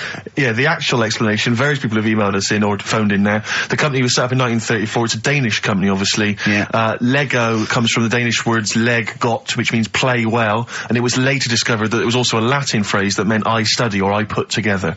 That's the actual, where did you get that from? But the thing is, you see, that's where learning's got to be interesting, because if it even started like that, I'd just go, I'm not interested. I'd be looking for...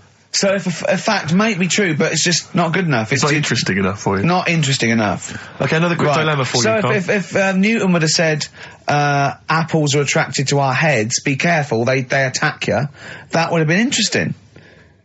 Yeah. Total bollocks, but you'd have been interested, therefore, in all modern physics. All right? Here's another dilemma for you, a quick one from Kate. She says that she's a single woman, she's 6 foot tall. Recently she's found herself being approached by men of, let's say, restricted height.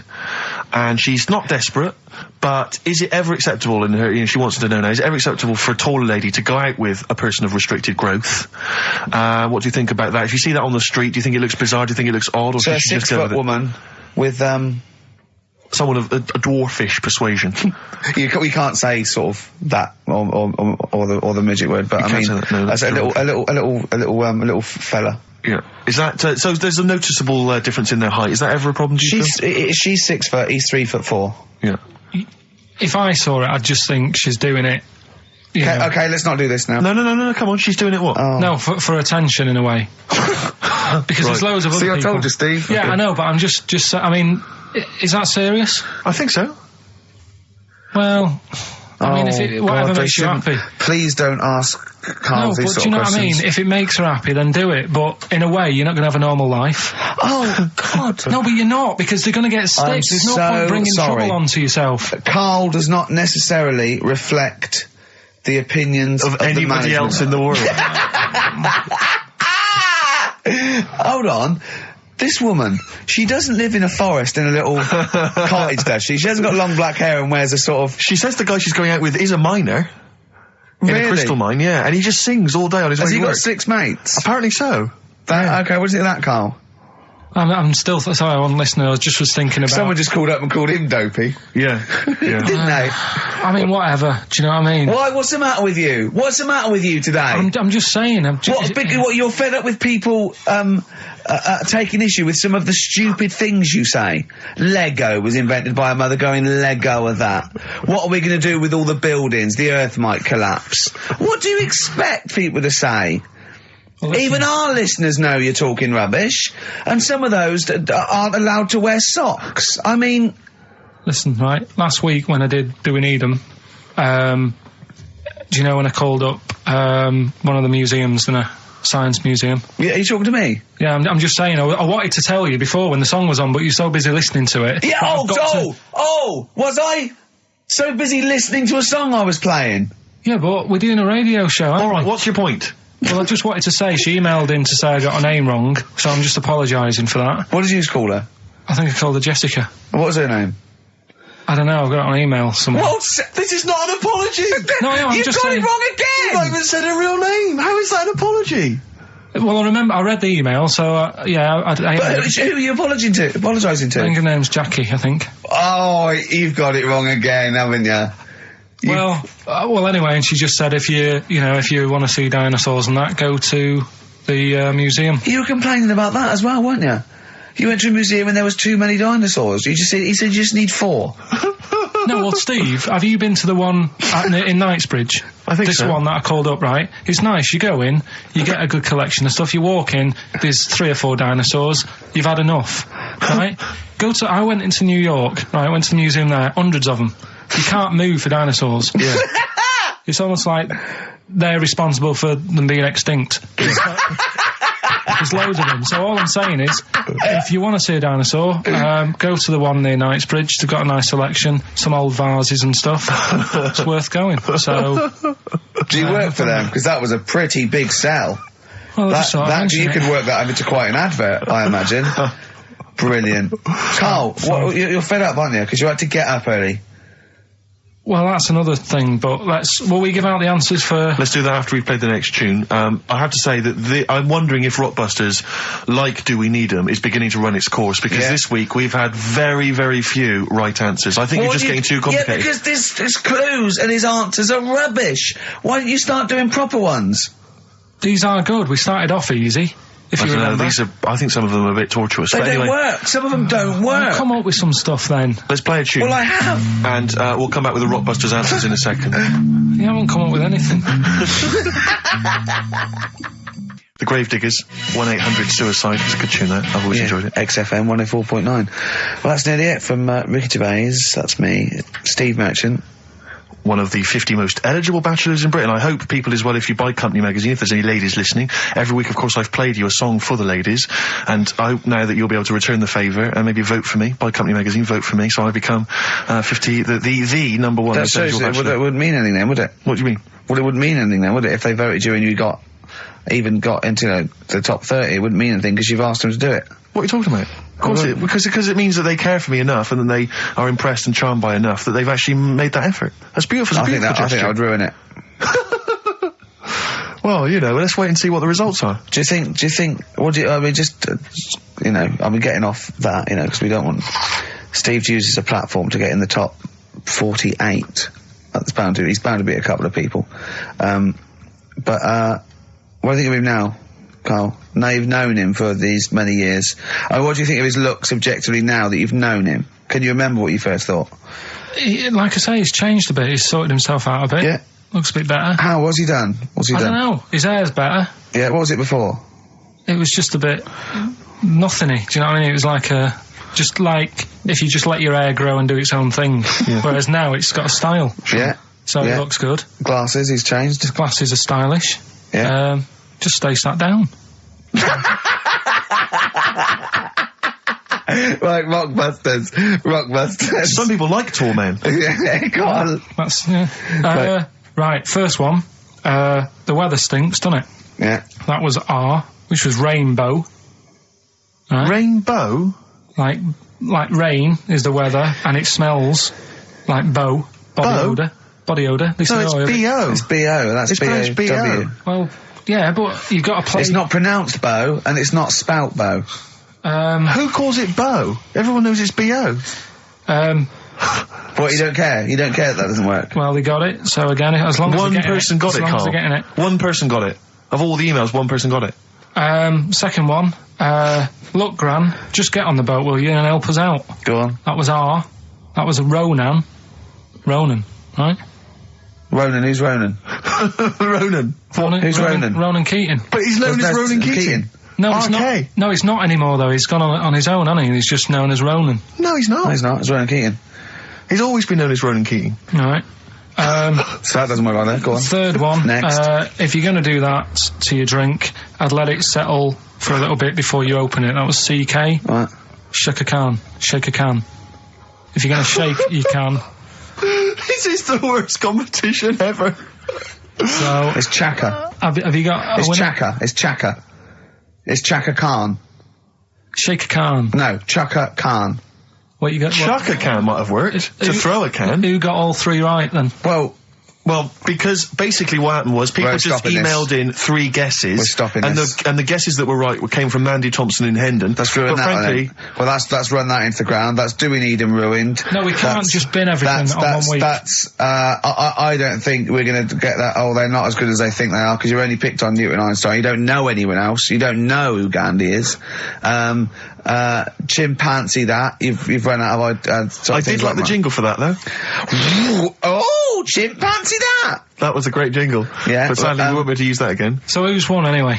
Well, it was Mandy Thompson I mentioned, but as I say, she guessed, so I mean, she can have the prizes, she's welcome to them. But, Yeah. I think we should knock it on the head, Carl. Maybe you should come up with something Yeah. new. No, I think it's still got a few weeks in it. I think we should take some time off. Well, Yeah. What about, like, the foreseeable future? Don't know. song does for that the sound? lovers. Do you want to just play A song that? for the ladies. Listen, I think it's maybe the March issue of Company Magazine. Buy that. Top 50 most eligible people. There's probably an address or a phone number to call. And here's another song for the ladies, maybe just to charm you further. Tom the Model by Beth Gibbons and Rustin Man. Carl, say And Karen goodbye Allen. and say it nicely, like you're happy. See you later. Oh, is that the best you can do?